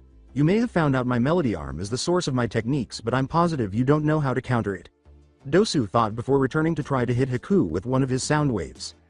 Above in the rafters, Kakashi had a hand on an excited Kunado's shoulder to try to keep him down. He had arrived after the match with Lee and Gaara and had discreetly reported to the Sandame of his encounter with Orochimaru when he was performing the sealing on Sasuke's Juinjutsu. Isn't Haku awesome, Kakashi? Sensei. By the way, why is it so cold in here? Kunato exclaimed as he watched the fight while rubbing his hands on the sleeves of his jacket to get warm. Kakashi's eyes smiled at Kunato and ruffled his head. He sure is. He said to his student as he turned back to the fight. His eye narrowed as he too felt the coldness of the room and knew that they had not installed any air conditioning in the area. But what had him more worried is how Haku ended up being on a team of Uzushiogakure Genin when he had left Nami no Kuni with the Kagaya boy from the new company that was the talk among the civilians recently. Were Uzushio and the company the Kagaya boy worked for involved with each other, or did Haku leave the boy some time later and got drafted into the Uzushio's ranks? The thought slowly left his mind as startled and odd gasps drew him back to the fight. After avoiding yet another wave of sound, Haku used a special hand seal, released his chakra, and instantly surrounded Dosu with a dome of mirrors. Thinking it was a trapping technique, Dosu acted swiftly, running towards one of the ice structures and breaking it with his melody arm. Surprisingly, his attack only caused the ice to shudder slightly and left no scratches at all. He was perplexed when he turned to see what his opponent intended to do with the ice structures and discovered that Haku's reflection was in the mirrors that now surrounded him. What is this jutsu? Haku spoke from each mirror, saying, I offered you the choice to surrender. Now you are trapped within my Mikio Hyosho, demonic ice mirrors. Dosu dashed to one of the apertures, but he was thrown back into the center of the dome by an unseen force. He looked a bit fearful at the reflections of the Senbon-armed boy as the mirrors swiftly surged forward and closed completely around him, leaving him in darkness. Outside the dome, Haku slowly emerged from one of the mirrors and turned to look at the structure with an unseen frown. Inside the dome of mirrors, Dosu was panicking as he punched and kicked at the mirror closest to him. In his fear of suffocating, as that was what the only thing he reasoned Haku closed the mirrors around him for. He decided to use his melody arm's strongest attack and quickly channeled his chakra to the instrument. With a determined flick of the finger, he set loose Hiskiomycin, vibrating sound drill, and promptly screamed as the vibrations bounced off the mirrors and returned his attack back at him. Covering his bleeding ears, his screams only increased his pain as more sound and vibrations joined the ones battering his body. Those outside flinched as they heard the screams while staring at the vibrating dome that gave a notable humming sound. When the screams abruptly cut out, Haku did another special hand seal and released the technique, causing the mirrors to dissipate into snow. Winner of the match, Haku Yuki. Hayate bellowed before motioning for the medics to hurry and take the injured Otto Genin to the infirmary. Haku silently made his way to the walkway where Kurama greeted him as he sat on Haku's head. You did well. No need for gloom, you did give him the option to back out, unlike others who would not have done the same.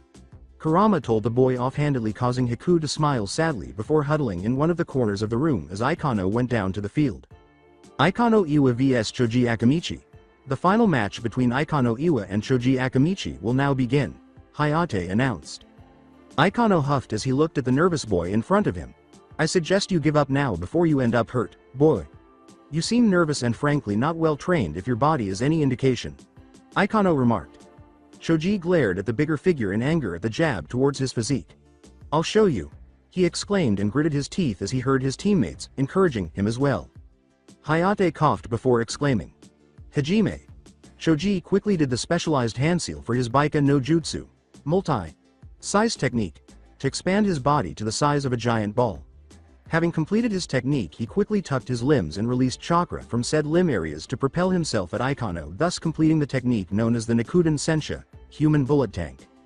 Ino and Shikamaru kept cheering Choji on, but it was Asuma who remained quiet as he watched intently.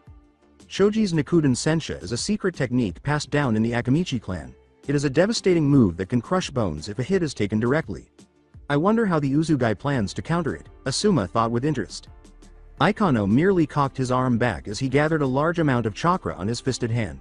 Sensing this, every Jonin present save those of Uzu and Otto were trying to devise what technique he was going to perform. The Genin were all visibly shocked at the visible chakra emitting from the cocked fist. The first to get better were Shikamaru and Ino, who began yelling at Choji. Shikamaru yelled, Choji, stop, at his best friend. At the top of her lungs, Ino exclaimed, Choji, look out. The sound of his rolling over the damaged field and his face buried in his body, which muffled all external sounds, made it impossible for Choji to hear their yells. Aikano waited until Choji was within striking distance, then unleashed his chakra. Infused fist, causing the balled up Choji to crash into the wall across from him. The punch's force was so great that it stopped Choji's Nikuden Sensha from rotating and embedded him fully in the wall. leaving only a heap of debris and tiny dust clouds to be seen. Medics were called to stand by as soon as Ikano was getting his technique ready, and they went right away to get the boy. Hayate hurriedly declared, the winner of the final match, Ikano Iwa, before assisting the medical staff in moving the debris that covered the unconscious Choji to one side. Sarutobi sighed, shadowing his eyes under his hat. The winning genin gathered in front of him after the medics left with the injured Akamichi, and he thought, what are you planning, Naruto? A Kekkei Genkai user from Mizu no Kuni and a genin who can manipulate Doden, Earth, chakra with such mastery to make an Iwa shinobi green with envy. Before turning the floor over to the Hokage, who went on to discuss the contents of the third test, which will take place in a month, Hayate cried out, to all of you who won the rights to compete in the third test of the Chunin exams, one is missing but, congratulations to you all. He clarified that the event was scheduled for a month from now in order to bring together the feudal lords from other nations and to allow the participants time to devise new tactics and strategies since their adversaries were now aware of their fighting styles. Anko carried a box over to the genin. This will decide the order of your fights in the coming test. Pick only one. Ikano grunted and said, my number is 9. I've got 1, Kunato said while squinting at the paper. 7, Tamari stated. 5, Konkuro called. 3, Gara stated. 8, Shikamaru grumbled. I have the number 10. Haku spoke softly. 2, Neji declared. 6, Shino stated. That will make Sasuke number 4. Ibiki stated while the Sarutobi agreed. These are the match arrangements for the third test's tournament. Kunato Uzumaki vs Neji Hyuga Gara vs Sasuke Uchiha.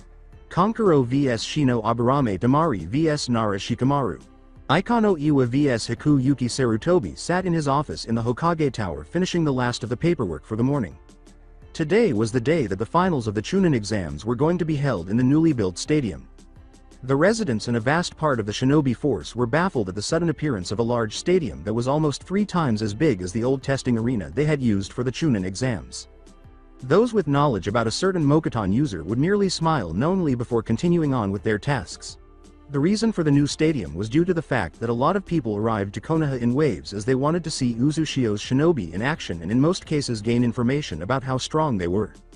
The appearance of an Anbu member startled him as he was about to sign the last sheet and be done for the day. Hokage. Sama. Urgent news. We're being attacked by a giant monster we have no idea how to defeat. Sarutobi raised an eyebrow and grew curious at the news. He quickly stood up and took off his robes leaving him in his old battle armor. What have you tried against the threat? The Hokage inquired as they made their way outside through the halls of the Hokage Tower. We've tried burning it with Kaiden Jutsu, shredding it with futon and soaking it with Suiden Jutsu but all for naught. We tried using weapons and other types of techniques but they proved to be no match for its regenerative ability. The Anbu reported with a hint of apprehension as they finally made it outside. Sarutobi looked at the Anbu with a hint of concern as he didn't know what kind of being could be so hard to kill that not even the Anbu could accomplish their task. All Biju were accounted for last he checked, so it had to be something else. As they neared the old Chunin exam arena the Anbu suddenly stopped as both heard a rustling. From within the exam the head of what appeared to be a giant white snake peeked out as it surveyed its surroundings. Orochimaru. Sarutobi spat. I should have known, Anbu, how couldn't you identify him? Sarutobi retorted as he looked towards the Anbu only to not find him there. As he turned back he saw that the giant snake was right in front of him. Moving slowly back Sarutobi noted something odd about the scales of the snake. Why do they look like flat squares? He thought as he bit his thumb and jumped back when the snake lunged at him. Making the proper hand seals, he called out his technique as he placed his hand on the ground. Kachiyose no Jutsu. Enku. Enma. Summoning technique. Monkey King. Enma. Enma emerged in a tiny puff of smoke and assessed the situation. The Monkey King inquired inquisitively, what have you gotten yourself into this time, Sarutobi? Before being cut off, quickly Enma, transform. Sarutobi ordered Enma to change quickly. With haste, Sarutobi seized the changed Enma and gazed down at the snake monster. He was almost sweating when he realized how strange his staff felt and that, upon closer examination, it was actually a gigantic office pen rather than the adamantine staff that Enma typically transformed into. As Enma reprimanded his summoner, an eye appeared on the side of the pen and said, Enma, stop joking about. Look closer, Sarutobi. This isn't an opponent you can defeat with blunt force or normal techniques. When he looked more closely, he saw that the scales he thought were strangely shaped were actually not scales at all. The reality of the situation struck him hard, and the horror that was shown to him nearly caused him to falter. It's a snake made of paperwork? The snake lunged again, but Sarutobi swiped at it with his enormous pen. The scales that the pen was able to write on dropped to the floor and did not move. Enma yelled, "Focus, Sarutobi," as the snake lunged once more. As only someone who had spent years fighting paperwork could do, Sarutobi dodged and countered with ease. It makes sense why it was unbeatable. Even a single document left behind has always been enough to give rise to this monstrosity, he thought, a little disgusted and frustrated. The battle went on for hours and nearly into the night, but the beast was defeated as the sun was setting. After a protracted battle, Sarutobi dismissed Enma and made the decision to retire to the Hokage mansion, where he was surrounded by Anbu who were amazed by his skill. Back in the Hokage's office, the one piece of paper that was left on the desk kept growing until there was a substantial pile left. Final dream scene. Gasping for air, Sarutobi sat up and covered his breast to calm his pounding heart. My dreams have been plagued by that nightmare for the past month. As he snatched a napkin from the box next to his bedside table, reserved for that specific situation, he thought angrily. Inoichi claimed there was nothing wrong, but I can't stop thinking about that nightmare. He tried to recall the specifics of his dream while he gazed at the wall in front of his bed. He was about to toss the napkin into the adjacent trash can when he swore. He complained about the damned paperwork while lying back in bed before deciding it was time to get out of bed. Shit. It was that last page. It spawned more, he said. He noted with barely concealed dread that today was the day of the Chunin exam finals. Gates of Konohagakure Katetsu stretched around in the greeting booth in front of the gates and yawned, "Ah, I'm so bored." Azumo, bored, looked through a book and wondered, why do we even apply for this job anyway? Katetsu gave him a strange look when he said, "It's not like anything interesting ever happens."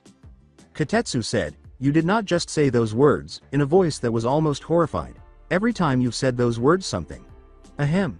Happens." Katetsu and Azumo went pale as they looked at the entire group behind the woman they now recognized standing in front of their booth, not just the person who cleared their throat. Azumo hurriedly said, "Ah, welcome to Konohagakure no Sato. Are you here to see the last stage of the exams?" As the woman gave him a displeased look. The woman wore a chic red dress that was uncommon in the area around Hai no Kuni's domain, and it complemented her long, straight red hair. She looked fairly young.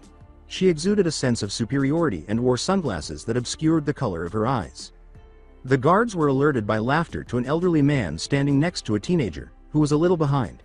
Given how many wrinkles were visible on his face, the elderly man appeared to be even older than the Sandaime Hokage. Aside from a strange hairstyle that looked like a mohawk, he was bald. Another noteworthy aspect was the black bandage covering his eyes, which led them to believe he might be blind. The young man beside the elderly man had 2 red dots on his forehead and white hair. He was instantly identified by Azumo as a Kagaya clan member. 2 masked shinobi who, based on their stance, were Anbu. Class shinobi flanked the older teen.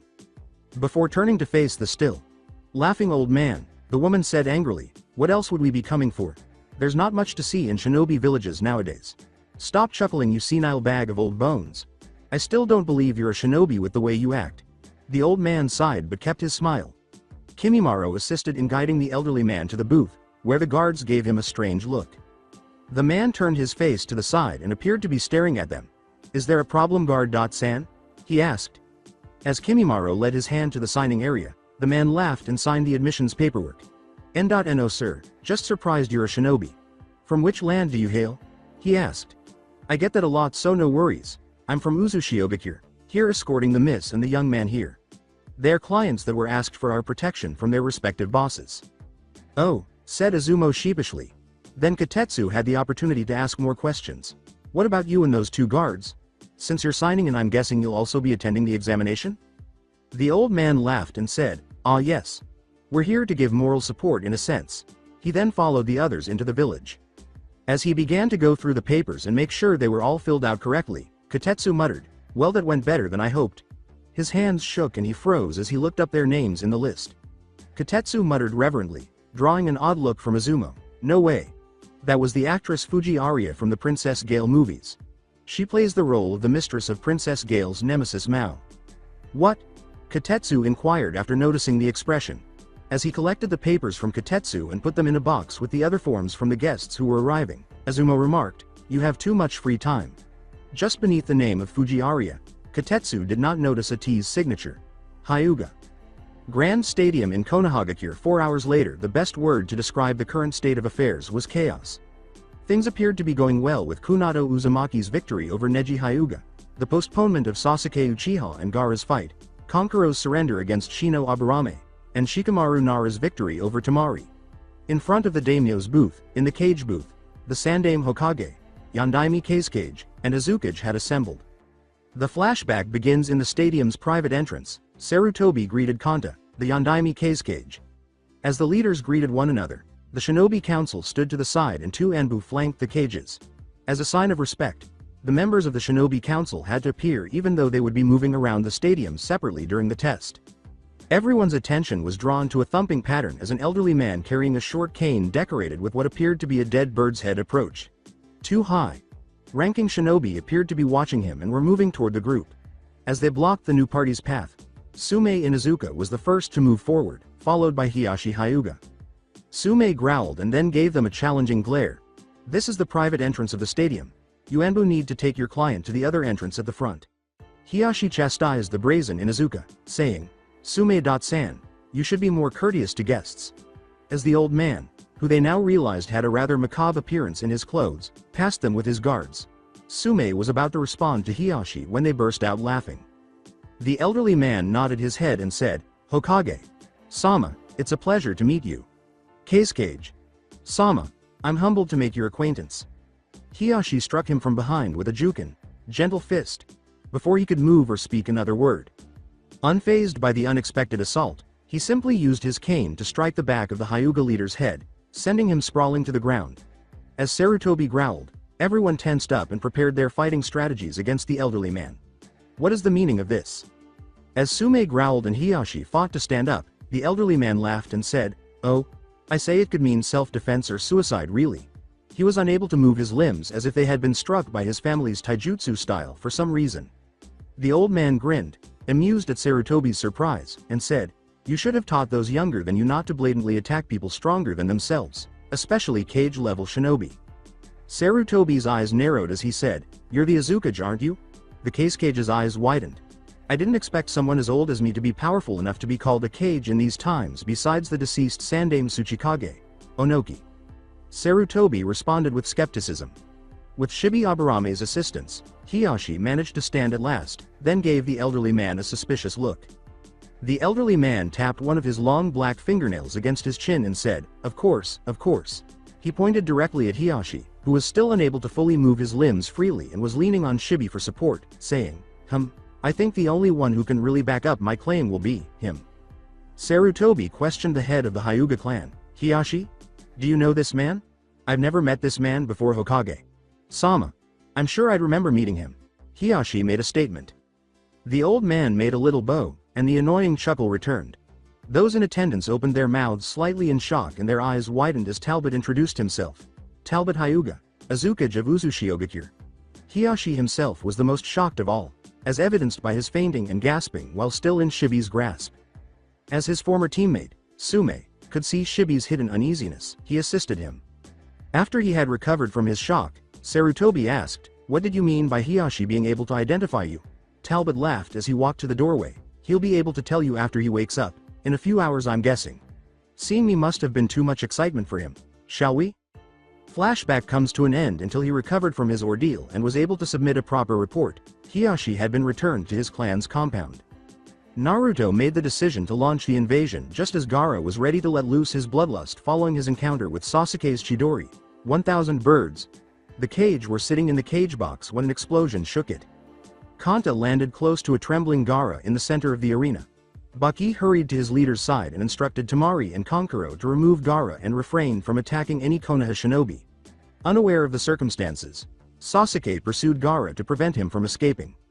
Kanta and Baki were about to go back to the Hokage to assist him when Talbot showed up with a woman whose red hair was styled in twin buns. Before a dome-shaped barrier separated them from the other people in the stadium, chains shot up into the air from the ground. As the woman pulled out a cushion and sat down on the ground, Talbot said pleasantly, "I'm afraid we can't have you interfering with Sarutobi and Naruto's discussion." The woman's black, sclera eyes were filled with boredom as she responded, "I'm not dealing with this, old geezer."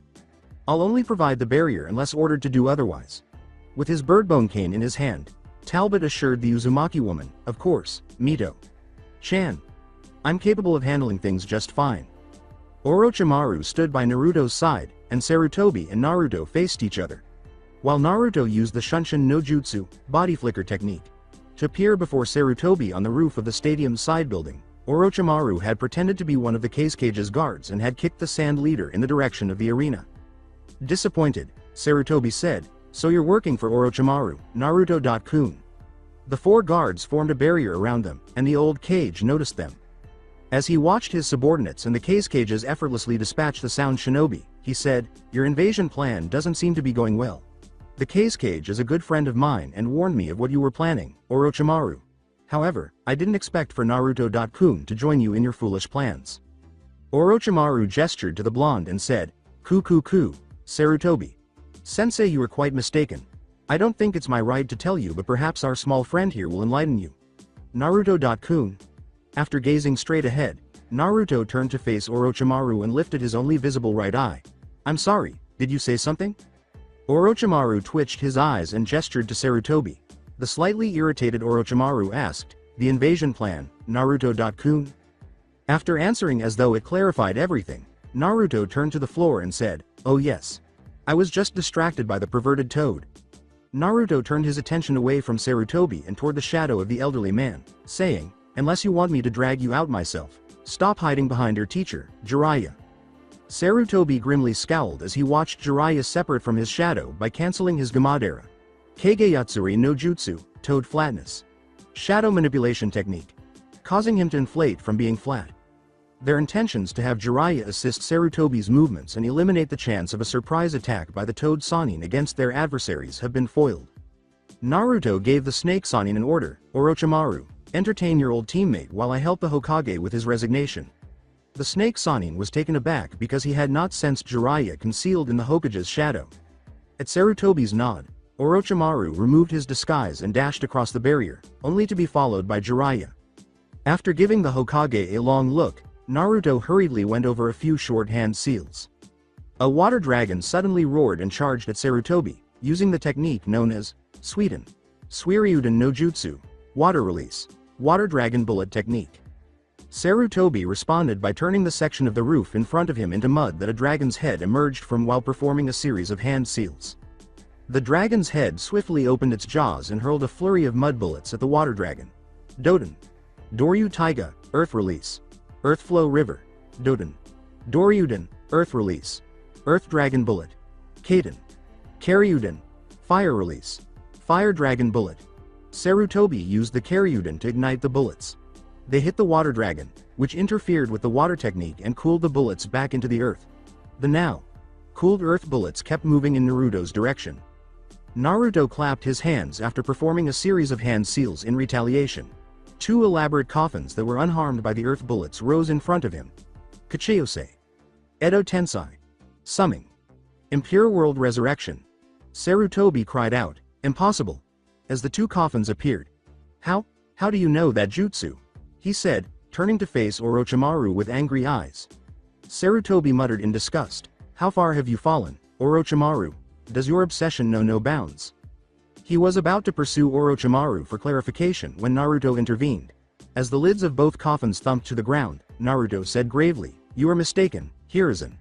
The reason I know this jutsu isn't because of Orochimaru." As a figure emerged from each coffin, he said menacingly, "It's only natural I know this technique." With tears streaming down his face, Sarutobi uttered the words, You monster. They look exactly how I remember them." The first figure had long black hair and was dressed in red armor. He was formerly known as the Shodai Hokage, who defeated Uchiha Madara and used his Mokuton skills to defeat the Kyuubi. Hashirama Senju was his name. The second figure was framed by a metal plate bearing Konoha's symbol, and he had short white hair and blue armor. He was a master of Suiden in space, time techniques, and was notorious for creating the Edo Tensai, the greatest abomination of a technique in the shinobi world. He was also known as the Naidame Hokage. Tobarama Senju was his name. "You've grown old, Saru." Talbot sidestepped a golden spike forested with gold dust. Before he was sidetracked, Talbot said, "Oh, now that wasn't very nice, Baki tried to get closer to Mito by using the case cage's attack as a chance. But before he could get close, Talbot stepped in front of him and repeatedly jabbed his long, blackened nails throughout his body before he could respond. Talbot mockingly said, "Now you wouldn't want to hurt a lady, would you?" As Baki collapsed to the ground, immobile, Talbot kicked Baki quickly in Kanta's direction before turning to Mito, who appeared to have pulled out a tea set and was making tea. He smiled and said, "I hope you made a barrier around yourself before starting tea making." After giving him a fierce look, Mito made a few extra chains to create a smaller barrier around her. She glared at Talbot even more when he complimented her, saying, "Good, good." He sidestepped another spike, turned back to Kanta, and began to move in the direction of the case cage. With a grandfatherly smile that caught Kanta off guard, he said, "Kanta of the Gold Dust, known as the Yondaime case cage of Sanagakure. I'm afraid you won't be walking out of here alive." After tossing his cane close to Mito's position, Talbot assumed an odd position. Ko, who was in charge of Hinata and Hanabi while Hiyashi was away, stood above in the stands and defended them. He was shocked to witness the battle between two Sannin and the summoning of two former Hokages while his Byakugan was active. He was most surprised, though, by how quickly Baki, the case cage's right hand man, had been eliminated by the elderly Azukage. Before instructing the clan head's daughters to proceed cautiously toward the stadium's exit, Ko swiftly attacked an auto shinobi that had gotten too close to him. He nearly faltered when he caught a glimpse of the arena where the case cage was fighting. Except for the strange finger movements the old Azukage made while keeping his fingers slightly apart, the stance he had taken looked exactly like the Juken stance of their clan. Jiraiya and Orochimaru had not yet started to take things seriously. They decided to start measuring each other using taijutsu because of how long it had been since they had fought. Orochimaru was currently in control thanks to his Habi, snake, style. Since Orochimaru's more agile and quick style was outperforming Jiraiya's Gamma, toad, style, Jiraiya leapt back. "Give it up, Orochimaru. This invasion was a stupid idea from the very beginning. Suna was not going to betray us and you're outmatched. I'm certain that Sensei can subdue Naruto and you can't take down the both of us." Jiraiya made an effort to dissuade the snake. Orochimaru responded to his response by laughing his head off. "Ha ha ha, you are a fool, Jiraiya. You severely underestimate us, especially Naruto-kun." As his former teammate continued to laugh, Jiraiya narrowed his eyes and asked, "What do you mean?" Orochimaru simply grinned before putting his hands on his face and, much to Jiraiya's surprise, removing the flesh mask that had now been exposed. Jiraiya's hand twitched to lean forward to touch or write down ideas on his notebook as his eyes widened at the beauty and then he stared lecherously. Remembering that the woman was posing as Orochimaru, he quickly gathered himself and squinted. He yelled, "Who are you?" at the unidentified woman. The woman exclaimed, "Why, don't you recognize me, Jiraiya? It's me, Orochimaru," and then burst out laughing. Whether it was from excitement or disgust, Jiraiya's back tingled as the giggle turned into a fit of laughter. As a smirk adorned his feminine features, Orochimaru remarked, "I'm sure Sarutobi Sensei told you of that technique. I'll place this face back since you're more familiar with it." Before launching his attack, Jiraiya said gravely, "You've turned into a monster, Orochimaru." Remembering, old friends and a fanboy Sasori and Naruto traveled through a narrow wooded area in the Kusagakure realm. They were getting close to a small town where they would inquire about any suspicious individuals. He only wanted shinobi he thought were exceptionally talented to join Akatsuki, not just any shinobi. Before they even saw the town's edge, the first thing that hit them was the smell of blood. After exchanging glances, the child and teen proceeded at a much more cautious pace. The moderate number of bodies scattered about was the first thing they noticed as they arrived in the town. The strange symbol of a triangle inside a circle written in blood that was adorning the ground in various locations and on some buildings was another noteworthy detail. Naruto couldn't help but think of this strange symbol. The young, talented puppeteer just gave the child a curious look as they continued their journey through the town, but the young Uzumaki froze at what he heard. "Praise Jashin," Naruto muttered, "Shit," as he had a quick glance around. When Sasori heard the curse word clearly, he became alert, believing that if Naruto, who was a powerful character, lost his cool, there was a serious risk. They heard wild laughter, and they could identify the source of the voice. As he considered the foolishness he was going to be subjected to, Naruto dragged his hand across his face. Naruto gave a serious order before entering the alley, where he noticed a corpse at the end of the alley and a young man with silver hair lying down on one of the symbols. "Stay here, Sasori. Keep alert and hide in case someone appears to investigate." The man gave Naruto a sidelong glance before grinning maniacally and addressing the blonde Uzumaki. He laughed and then got up, grasping the handle of a tri-bladed scythe. Another sacrifice? Lord Jashin will be most pleased, he said. Glowing, Hidan hurried toward the child he must have overlooked in the village, his blade raised. He didn't know or care, but he was almost close enough to the child before he opened his mouth to scream or speak. With a straight face, the child said, "Juby's nuts." Hidan's face hit the floor. Naruto waited, staring blankly. PHFT. Ahahahahahahaha. Hidan, laughing uncontrollably, thrashed on the ground. After a moment of amusement, Naruto turned to face the roof of one of the buildings that had compromised the alley. Before the elderly man leapt from the building and landed in front of the two, he received the following response. "You can come out, Talbot." "I know." Before turning to face the boy, Talbot glanced at the still laughing Hidan. He asked, "How?" and got a raised eyebrow in return. He laughed and then Naruto nodded to him. Of course. I'll stop looking while you tell me. You know I hate that annoying ability of yours. Though I'm wondering how you're even alive." Naruto cocked his head to the side and thought, "To answer your question, I was in a sense reincarnated. Mostly without any memories of my past lives." Naruto replied facetiously. Jashin Sama was the only caution Naruto was given before the insane Jashinist tackled him. After a grunt, the silver-haired man held on to the blonde and began to describe what had happened since their last encounter. While attempting to shake Hidan away, Naruto muttered, "I have someone waiting, so we should at least get to a more appropriate setting." After picking up Sasori and getting strange looks from everyone, Naruto eventually sat down and told Talbot and Hidan how they met and why Sasori was with him. He told Sasori that Hidan became immortal because of an incident that happened a long time ago when the Sage of Six Paths, Naruto's first life, attempted to cure a young man's infected body. Due to trace amounts of the Biju's chakra within the Sage's system, the accident happened after the Jubi was sealed, which had impacted his techniques. The young man's infection was brought on by the Jubi's chakra being exposed before it was sealed. The young man appeared to be dying if nothing was done, but he was the only one who survived. The accident occurred because the Jubi's chakra overpowered the Sage's technique as he began it on the nearly lifeless young man. Hidan, the young man, had declared his devotion to the Sage after unintentionally gaining an immortal body.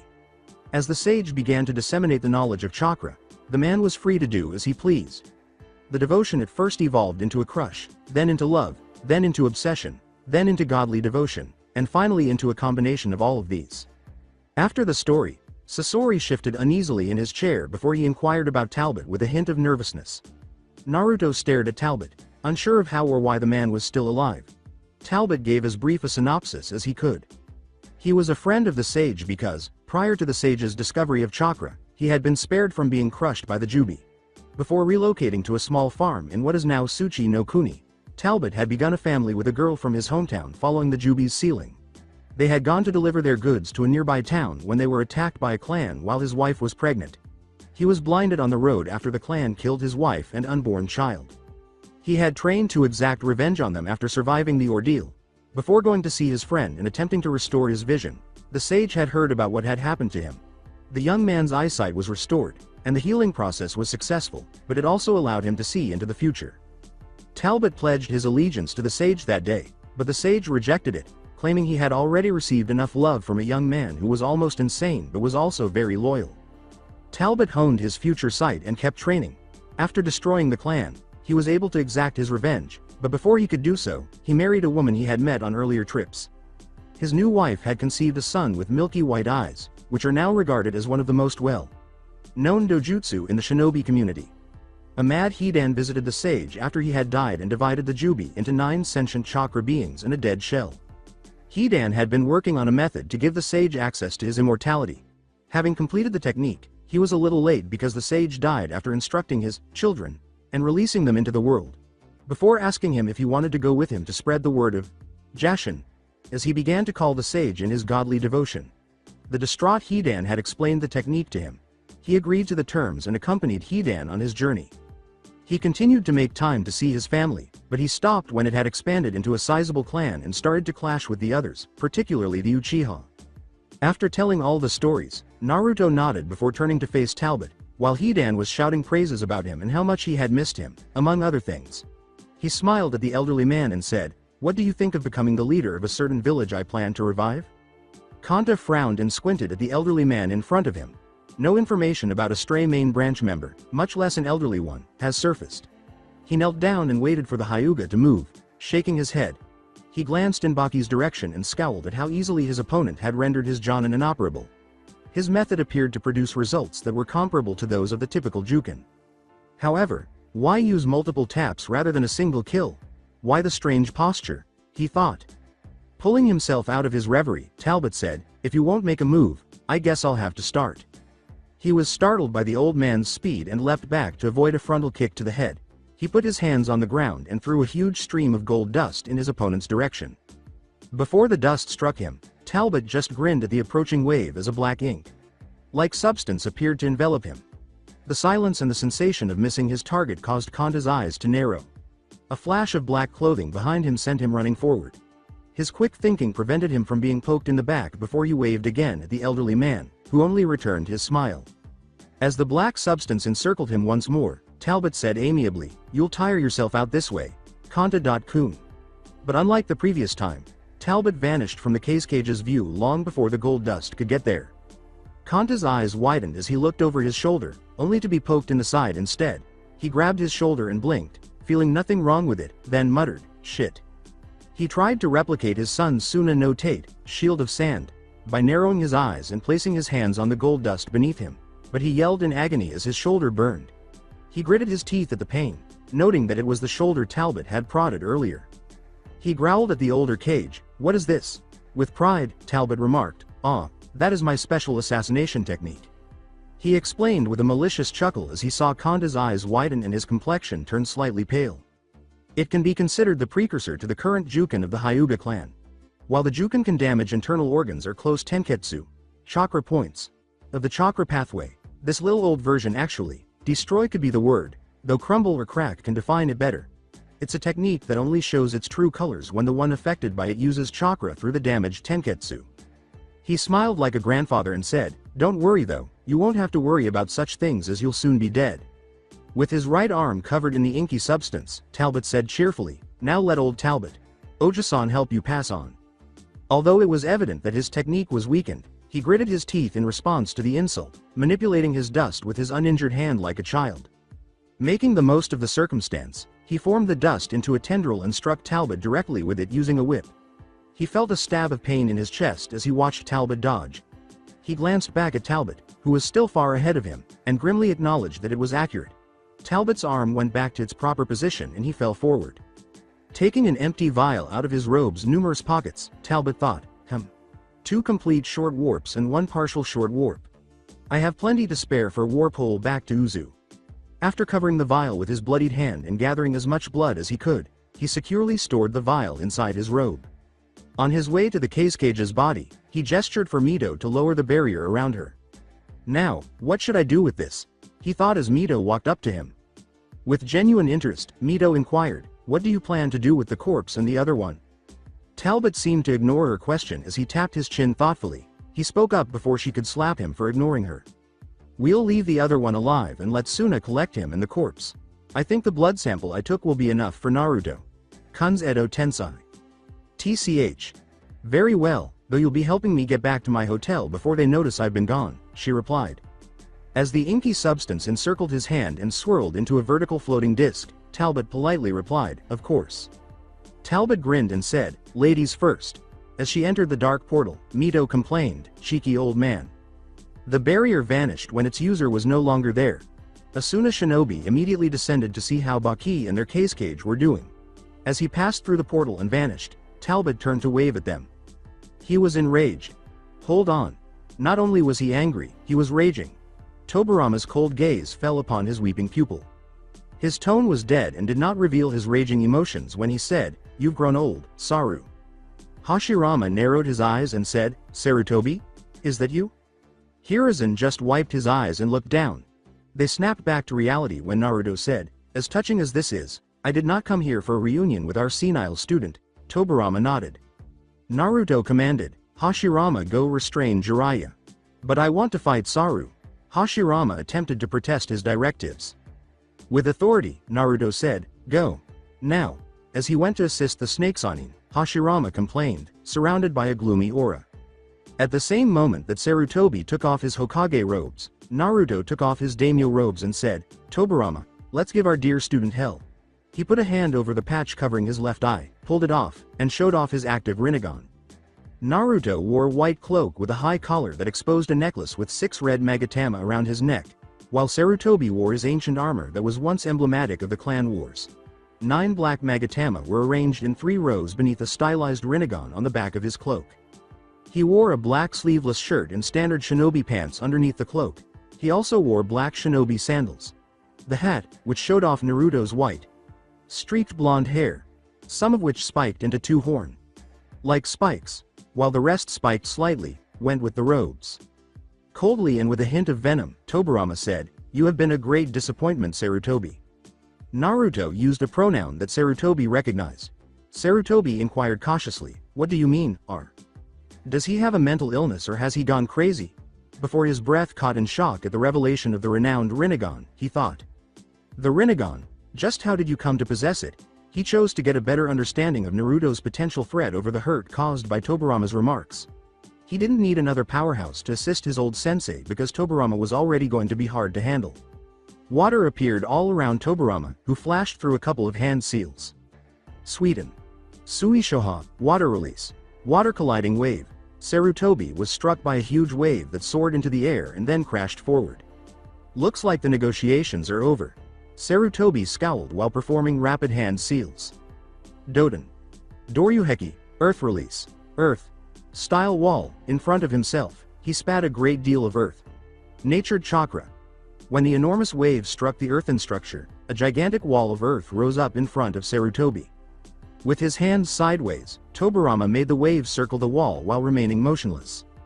In order to avoid the wave, Sarutobi swiftly advanced to the top of the wall. Before putting his hand on the ground and molding his chakra, he bit his thumb and performed the appropriate hand seals. Kachiyose no Jutsu. Enku. Enma. Summoning technique. Monkey King. Enma. After a summoning's well-known smoke eruption, Enma materialized crouching in front of Sarutobi. He glanced around, dissatisfied with what he saw, and then his gaze fell on Naruto. He rubbed the back of his head angrily as Naruto stared back without flinching. "This is a fine mess you've brought me into, Sarutobi. Orochimaru aside, you couldn't have picked the worst person for me to go against." Sarutobi inquired curiously, "What do you mean? Have you met Naruto before, Enma?" Enma winced, then shrugged. Before turning to face Naruto, Enma muttered, "I only know of him by reputation. The only thing I can tell you is that no summon animal can fight against him unless he gives his permission. This was an order that each elder have given to their respective clans."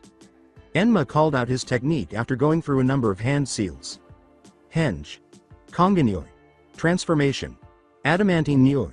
A thick black staff with golden ends stood upright in Enma's place before Hiruzen seized it.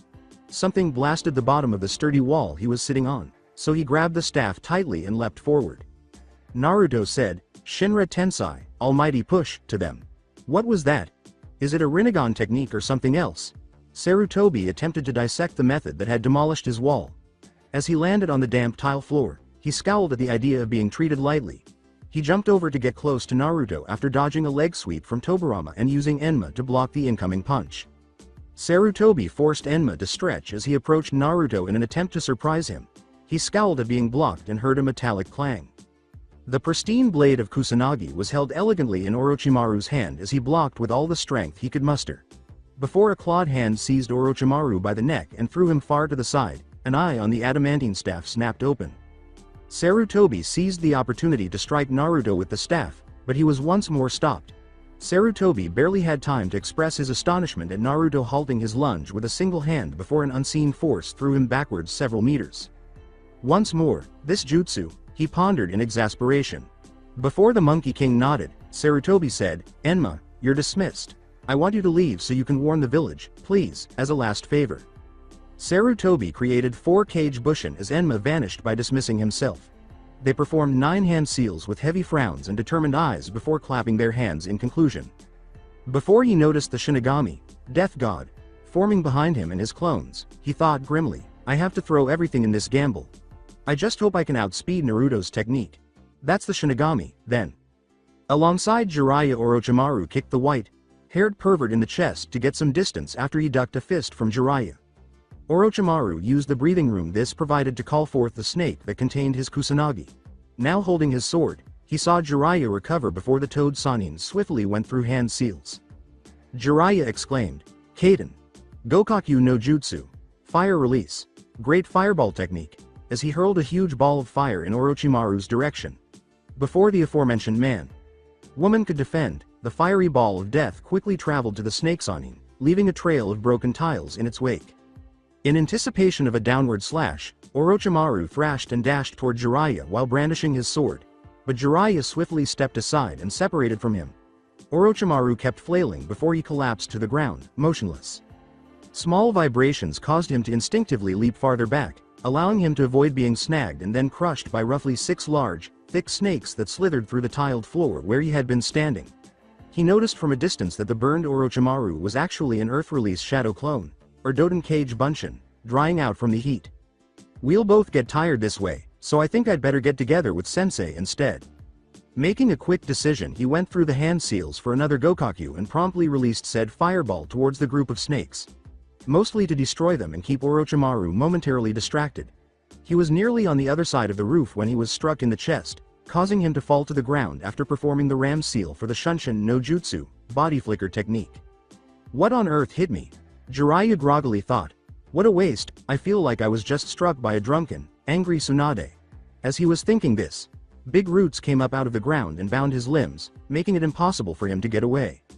"Shit. I got to get out of here." Jiraiya froze, but was startled out of his reverie by a loud laugh. "Ha ha ha, you're quite good at fighting. I could sense both of you and I'm impressed. You must be Hiruzen's other student, right? Ha ha ha." As Orochimaru rose from the ground with a frown on his face and the Shodai Hokage sat across from him, Jiraiya could only stare incredulously. His face has returned to his former masculine appearance. Orochimaru remarked angrily, "I had things under control, Hashirama-sama." When the man merely gave him a happy laugh, his scowl grew even deeper. A tick mark appeared on his forehead before he quickly glanced to the side as if he was called for. Orochimaru glanced back at Jiraiya and smirked superiorly at the elderly pervert before hurriedly moving to the opposite side of the roof where they were fighting. Knowing that Orochimaru was cunning enough to ambush their old sensei while he was preoccupied, Jiraiya became alarmed. He took a chance by using his bound position to gather a burst of natural chakra in record time, which he then released from his body in a blast.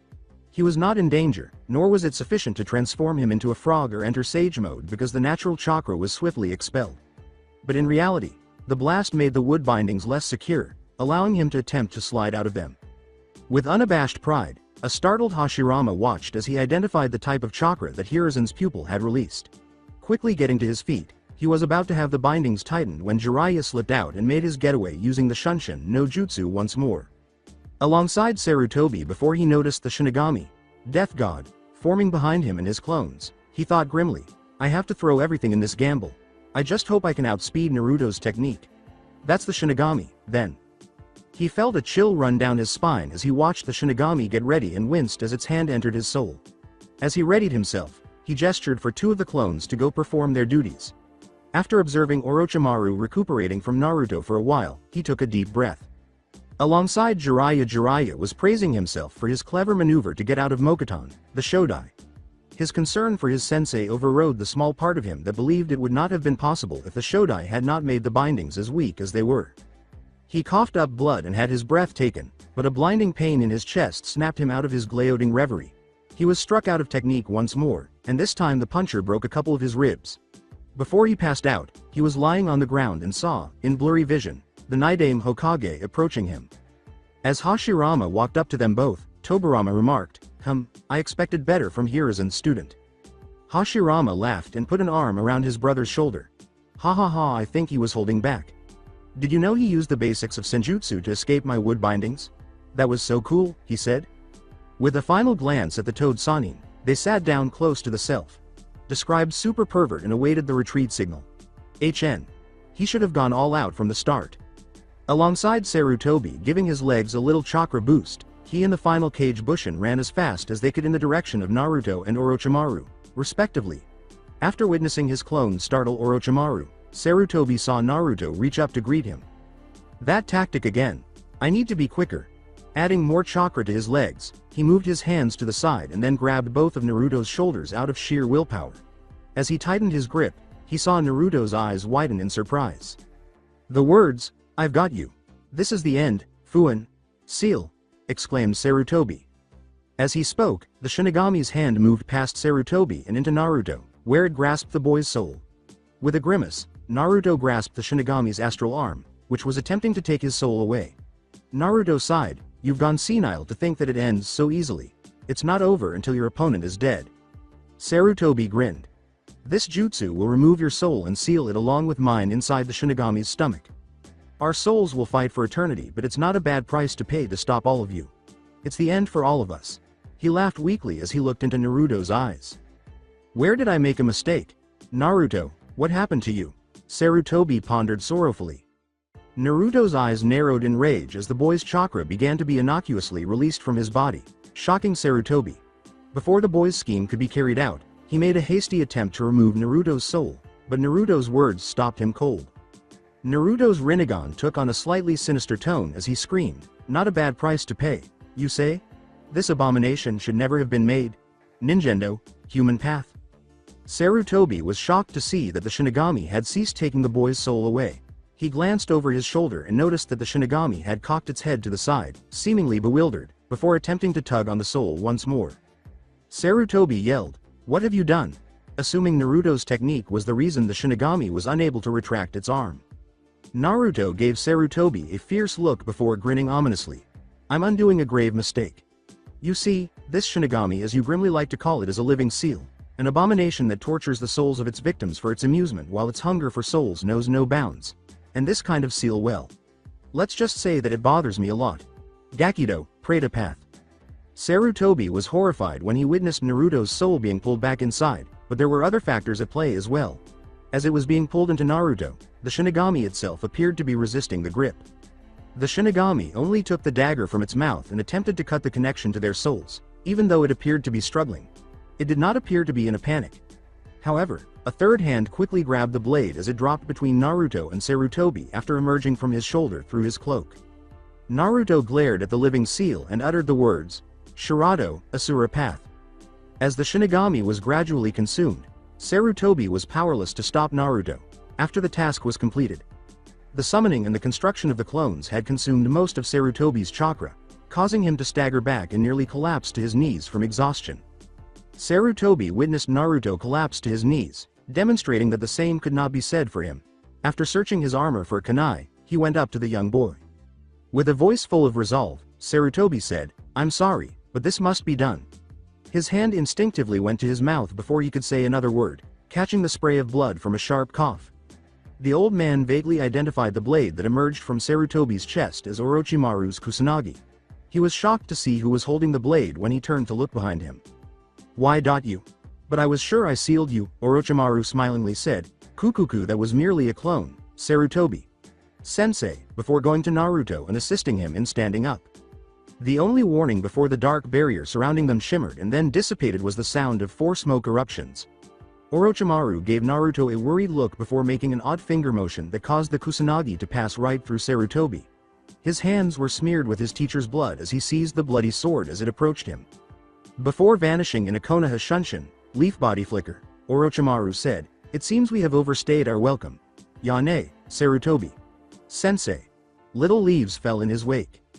A short while later, the Anbu emerged from the ordinary Shunshins, body flickers, to pick up the dying Hokage. When they attempted to administer first aid, the Hokage waved them away and continued to guard the village he had vowed to defend.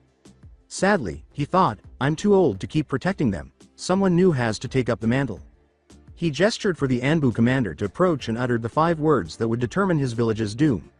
Since it has the potential to either bring the village to ruin or prosperity, it will be his real last gamble. "Have Jiraiya retrieve Tsunade. She's Hokage. Now." Somewhere extremely cold snow landed gently on the docks after falling slowly from the sky. At the end of the dock, a small penguin stood watchfully. When it first noticed the tiny dot in the horizon, it slightly cocked its head. When shouting voices eventually reached it, the form stayed motionless and it was discovered to be a small wooden boat carrying 2 people. Some strange black coats with red clouds were worn by the passengers. A bored voice drew out, Are we there yet? This time the voice was rough and irritated, saying, for the 345th time, we are not there yet. Are we there yet? Do you want me to dunk your head again into the sea? But I'm bored, complained Hidan. Abruptly, the tallest of them stood up, lifted the other man, and laid him on his shoulders like a bag of potatoes before snatching something round off the floor. Are you fucking money? Obsessed bastard. Don't grab me by the hair. It fucking hurts. Youch. You did that on purpose. Kakuzu was about to disembark from the boat when he noticed the penguin on the dock and said, Hidan, shut up. That's odd. From his place in Kakuzu's grasp, Hidan gazed forward at the penguin. Fucking hell and Juby's boobs. This ain't fucking snow country, you bastard. Where the fucking hell are we? Glazed, Kakuzu gazed to the right at a huge sign covered in snow that said, Greetings from the land of Thudras. Before he threw Hidan's head back on the boat, he said in a manic tone, This is your fault, idiot. If it weren't for you trying to kill the sailors back in Tea Country, I wouldn't have to row and listen to your goddamned mouth while stuck on a boat in the middle of the sea. We need to head north. Didn't we already fucking rode to the north? How far do we need to fucking go? This is in the far south, you blabbermouth. Snow country is to the far north of the elemental countries. The mindscape of Naruto was accustomed to waking up inside his mindscape. Once the Yondaime Hokage's seal was broken, he made frequent visits to see how the various Rakudo Juinjutsu were connected. The chair appeared to be as comfortable as ever, and the 9 black pillars remained in the center. A tiny table with a crystal orb in front of the chair and the ghostly figure of the Shinigami. Next to one of the torches. Lit columns were the only recent additions that were conspicuously visible. He blinked as he saw the living seal attempting to paw and grasp at the flames on the column's torches, but he backed away after getting burned. Naruto shook his head a little and waved his hand first to the Shinigami and then to a green crackling flame on a column. Twin streams of green lightning reached out from the flame in its assigned torch and seized both Shinigami's wrists, so he was not left wanting. As soon as the living seal was bound, it began to struggle. It attempted to use its ceremonial dagger to cut the bindings by bringing its arms together, but the bindings were too strong. It continued to struggle until it appeared to simply give up and stay still. Naruto approached it carelessly and tightly grasped the back of its head, causing the Shinigami to struggle once more in an attempt to free itself from its restraints so that it could attack the one nearby. Before his smile turned into a crazed grin, Naruto gave a dark laugh as it attempted to break free of his firm hold. This will hurt you a lot more than it will hurt me, I assure you. Not that you understand me, do you? Naruto laughed at it. The hand that was holding the Shinigami's head suddenly erupted into bright red flames, followed by a bright flash. With all the strength it possessed, the Shinigami jerked violently in Naruto's grasp, struggling to break free from the tight hold. The Shinigami, a living seal, was unaware that the red flames were dissolving its head in addition to burning it. After just a few minutes, Naruto was left holding only air, and he scowled as he brushed aside the flames that surrounded his hand. The green lightning that acted as binds retreated back to the torch with its same colored flame when he made a hand gesture. The Shinigami's dagger dropped from its limp hand as its body thumped forward onto the floor, no longer supported by the flame bindings. Naruto walked over to the dagger, picked it up, and went back to the still body. After taking a deep breath, he told himself, deep breaths now, before stabbed the stomach of the limp body. He made a hole large enough to release a number of tiny orbs of light that drifted around the room, before Naruto snapped his fingers in a wall of rainbow. Colored flames erupted in a circle to protect the area. One in particular began to approach the black pillars in the middle. The tiny sphere continued to travel and collided with the wall, breaking apart instantly. The majority of the souls in the chamber were sent to the pure world by another wave of his hand. Location unknown. Uzushiogakure Talbot sat on a chair beside Naruto's bed and snoozed a little. Naruto was unconscious when Orochimaru returned to Uzushio approximately 3 days after the invasion. Naruto called Zetsu and Kurama, which alarmed the kids even though it wasn't a huge surprise because he had forewarned them of the possibility prior to the 3rd exam. It was Talbot's responsibility to calm them down so they wouldn't attack. It was the week since the fictitious invasion of Konoha, and the more days that went by, the more difficult it was for Talbot to reassure the children and the anxious citizens following the blonde's departure. At the same time that Talbot lurched out of his sleep, Naruto let out a quiet moan. With a frown and a furrow of the eyebrows that could have been a glare but for the bandage covering his eyes, Talbot nearly gave himself whiplash as he quickly turned his head to face Naruto. Talbot grimaced. Was that really necessary? Before deciding and smiling, Naruto cocked his head to the side. I have absolutely no idea what you're talking about. It's not as if I was planning on waking you up by shouting of course. I just woke up. He smiled at the irritated Talbot. Talbot sighed and adjusted himself to his seat once more before speaking to the blonde. Did everything turn out well? With a wry glance at the elderly man, Naruto remarked, of course. Did you think I wouldn't be able to handle a wayward seal on my own? With a somber smile, Talbot retorted, oh, I didn't doubt you on that. I mostly ask on what happened before that since we got some problems on our hands while you slept soundly. Naruto hurriedly threw out the questions. There was trouble? What happened? Are the others alright? Did you handle it? To try to halt the flood of inquiries, Talbot raised a hand. Talbot said this after Naruto paused and inhaled deeply. After you finished your fight with Sarutobi, Orochimaru extracted you when the barrier fell after you summoned the pads back to the island. You fell unconscious soon afterwards and have been in that state for about a week. With a hint of surprise, Naruto asked, a week? And assumed a contemplative stance. The way Talbot leaned back to wait for him to finish made Naruto feel a little embarrassed. I didn't stay so long inside my mindscape, so the absorption of the seal might have caused a sort of time dilation. Anyway, carry on. Talbot coughed and said, as I was saying before being so rudely interrupted, where was I? Oh yes. The first few days were fine, but as time went on the children started to get worried and antsy. Thus it befell on poor old me to keep them from doing anything reckless. Despite being technically adults, Kurama and Zetsu could be a pain at times, so Naruto nodded. It was a slight annoyance but nothing that couldn't be handled. However, when I finally had the chance to take a breather, I noticed the disappearance of two shinobi from the Uzu team we sent to the exams, Haku and Shin. Kurama has gone back to look for them but has not returned yet. Talbot stopped here and motioned to Naruto to keep speaking. A day after Kurama left, our Uzu forces deserted back to Route. I figured you were recalling them to Konoha until they almost burned down the port and the barrier was brought down. Wait. Naruto interrupted him politely. Let me properly check on the links I have to verify this. I fear that the time dilation earlier could have been the cause of this and I don't want worse problems popping up later. When he was interrupted again, Talbot twitched but remained silent. He waited while Naruto put his hands in what appeared to be a prayer position and closed his eyes. A few minutes later, Naruto opened his eyes and sighed deeply. Naruto said, well, Danzo is a piece out of our control for now. He then massaged his temples. Talbot casually inquired, I take it the link was damaged? The Rakudo Juinjutsu's operation was both straightforward and intricate. With a hint of rage, Naruto muttered, actually it was eroded, might have been the work of that wayward seal before I got to it. Talbot thought. Any other links that might be damaged? Nagato and Conan's links were eroded as well, but since I hadn't activated their seals it won't really cause any problems. The only slight annoyance will be Danzo and how he will act from now on. I wouldn't call him a slight annoyance, didn't you say he holds grudges? Replied Talbot. Ha. That's true, but I wouldn't worry much about it. He'd place Konoha as his priority, if not I don't know him that well. Naruto grinned at Talbot. Talbot sulked and got to his feet, saying, I hope you're right, Naruto, because I'm not dealing with that mess. Before leaving the room, Talbot informed the young boy, waving his hand dismissively, oh, Orochimaru went to look for Tsunade. He told me to tell you to join him when you woke up. He mentioned something about measuring Kabuto's medical techniques and something about a crystal. Naruto sighed, well, I should go, but I don't think I can move, ha. I guess that's the price for good luck. Hotel Swirl in Uzu no Kuni, Shimmer City. A fairly young woman with honey-colored eyes and blonde hair yelled, Shizune. I'm going to the casino, and then slammed the door shut. A young black-haired woman yelled, it's too early, Tsunade. Sama, come back, and then sighed. Alleyway in Konohagakure, 2 hours ago as Root members ran amok throughout the village. Kurama observed from the shadow of an alley.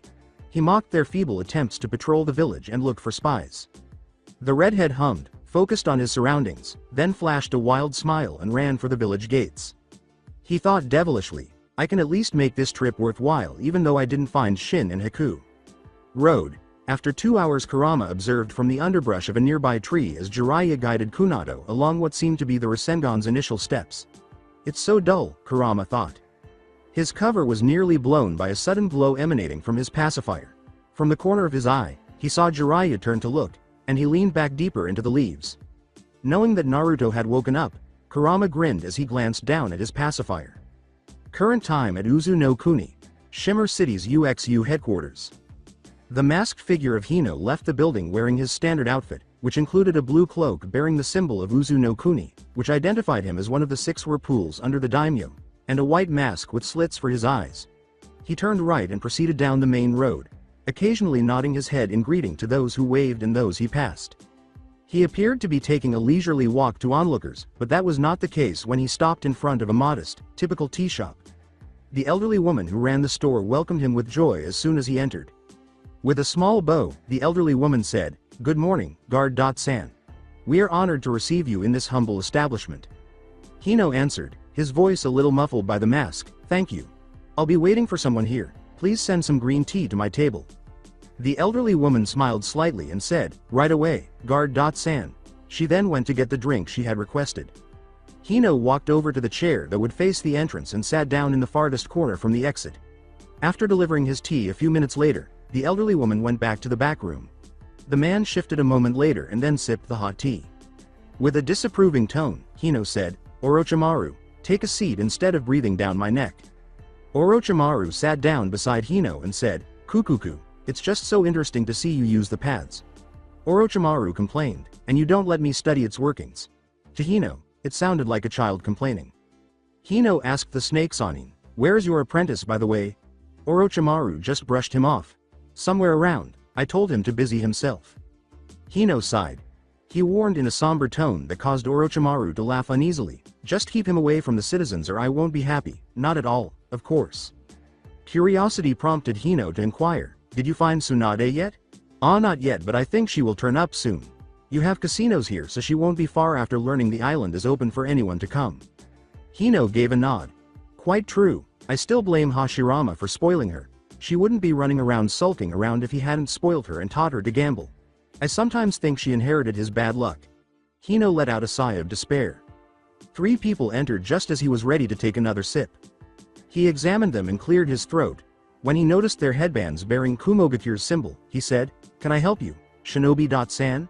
He took the opportunity to leave before they even entered, so he didn't have to worry about Orochimaru being noticed. The trio of Kumo Shinobi glanced around and then laughed. "Ah, we're just looking around, mister." Hino laughed and got to his feet. "You may call me Hino. I am one of the daimyo's guard, one of the 6 whirlpools." The Kumo Shinobi tensed up and began to slowly retreat in the direction of the exit. Before walking past them and leaving the store, Hino left a few coins on the table for the elderly woman to pay for the tea. "No need to run. You are welcome as long as you behave and don't cause any trouble. Else you'll be forcefully removed, either protesting or in a body bag." The 3 Kumo Shinobi unwinded after Hino left and then took a table close to the door. Before taking their others, the elderly woman arrived and greeted them. 2 shadows hovered over one of the Kumo Shinobi while they waited for their tea. The shadowed figure standing above the person said, "Excuse me, Shinobi.san." With a better view of the individual, the other 2 Kumo Shinobi went pale with fear. Similar to prey under a hunter's gaze, the third stood motionless, looking above him and imitating his companions. As if it were normal, the man went on, apparently oblivious to their fear. "We're looking for one Kunato Uzumaki, blonde hair, blue eyes, orange clothing. Have you seen him?" His red eyes bore into the frightful eyes of the Kumo.nin before all 3 of them screamed. Since this was a novel development, at least novel in comparison to his prior experiences, the man arched an eyebrow in astonishment. Before he could ask again, the Kumo.nin in front of him passed out, and the other 2 took advantage of the situation to run away. As he took one of the empty chairs and his companion took the other, the man remarked, "That was odd." Giggling nearly made his eye twitch in irritation. The crow perched on his shoulder giving a caw as if vocalizing his displeasure. He saw the Kumo.nin twitch and questioned whether he was still unconscious or pretending, but he brushed it off. "Pray tell, what do you find so amusing, Kisame?" he asked. The shark man pounded a fist on the table and nearly fell out of his chair, in response to the hysterical laughter. "Ha ha ha ha." His eye did twitch this time due to irritation, but sadly, it was to be the first of many encounters he would have with different Kumo Shinobi. Remembering, Part 1 of Set in Stone, unknown time, unknown place. Death hovered over the room where an elderly man lay on immaculate white sheets, leaning back into the different pillows behind him with his hands folded in his lap. He had long, white hair with 2 sections that curved upward in a way that resembled horns. The man's thoughts wandered, and his ringed purple eyes gazed forward without focus. His eyes shifted to the room's entrance when he heard a knock on the door. Despite his advanced age, the man's voice was powerful as he said, "Come in." A young man with small round glasses entered the room with grace as the door slowly opened. His dark eyes roamed the room, and his short silver hair complemented his features. The elderly man said to the other, "Hello, stranger. Have you come to me for wisdom? The young man gave a headshake. The younger man remarked, I have come for you, not for wisdom. The elderly man said, I'm sorry, but I can't move as I used to at my age, so I'll have to decline. The elderly man grinned and said, if you tell me your situation, I could send my sons to help you in my place. The old man became gloomy as he turned to face his younger guest. I am afraid you have misunderstood me, Senjuchiha, the young man said. I have come because it is your end. Also, you are an assassin. You must know that many have tried but none have succeeded. I am living proof, of course. The younger man smiled slightly and shook his head once more. The old man's eyes widened at the beginning of the sentence, but his eyebrows furrowed in confusion as he continued. You misunderstand me again. The time you have been waiting for will come in mere moments. I am merely here to misplace you in a way. What do you mean by? He was interrupted by a sharp pain in his chest, which was then relieved by a wave of warmth that passed through his body. His focus was drawn to the younger man standing close to his bed, and the room was illuminated by a display of multicolored flames that appeared to emanate from the young man. I bid you farewell, Hagoromo Otsutsuki, Rakudo Senin. I will help ease your pain as you pass on, but keep in mind that your body will be buried in a vault inside the main mountain that surrounds the village hidden in the whirlpools. Unknown time. Unknown place. While the clan remained neutral during these warring times, many other clans still attempted to gain power by attempting to seize their lands, and even though the clan only fought to protect themselves, many people died in the battles each time they emerged victorious. A young teen stood solemnly among her relatives, still attending a funeral, even though her family was smaller than the others. She wanted to fight alongside them, but the clan had prohibited all women from participating in combat, not because of their gender but rather because of the risks they might face. Women had more to fear on the battlefield than death, but that didn't stop them from wanting to help. If she couldn't help them there, she would help them after they returned. Many of the people who died did so only because they didn't receive medical attention right away. She noticed a flash of silver in the corner of her eye as the funeral came to an end and everyone started to leave. She turned quickly for a better view and caught a glimpse of a young man with a silver head turning down a road into the main street. No one seemed to notice him or his unusual hair color, which piqued her interest because most of her clan members tended to have red hair. She deduced that she must be a foreigner, which increased her curiosity even more because he might be more aware of what was happening outside the clan. The man had turned a corner between two tents while she was thinking about him.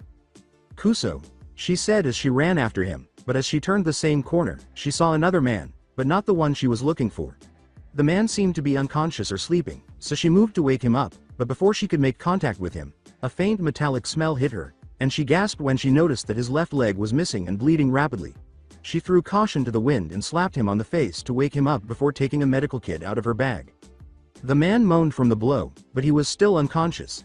The woman started to stop the bleeding right away by applying a mixture that would also disinfect the wound to keep it from getting infected or worse. After she had done the best first aid she could, she sighed and slapped him again without getting a response.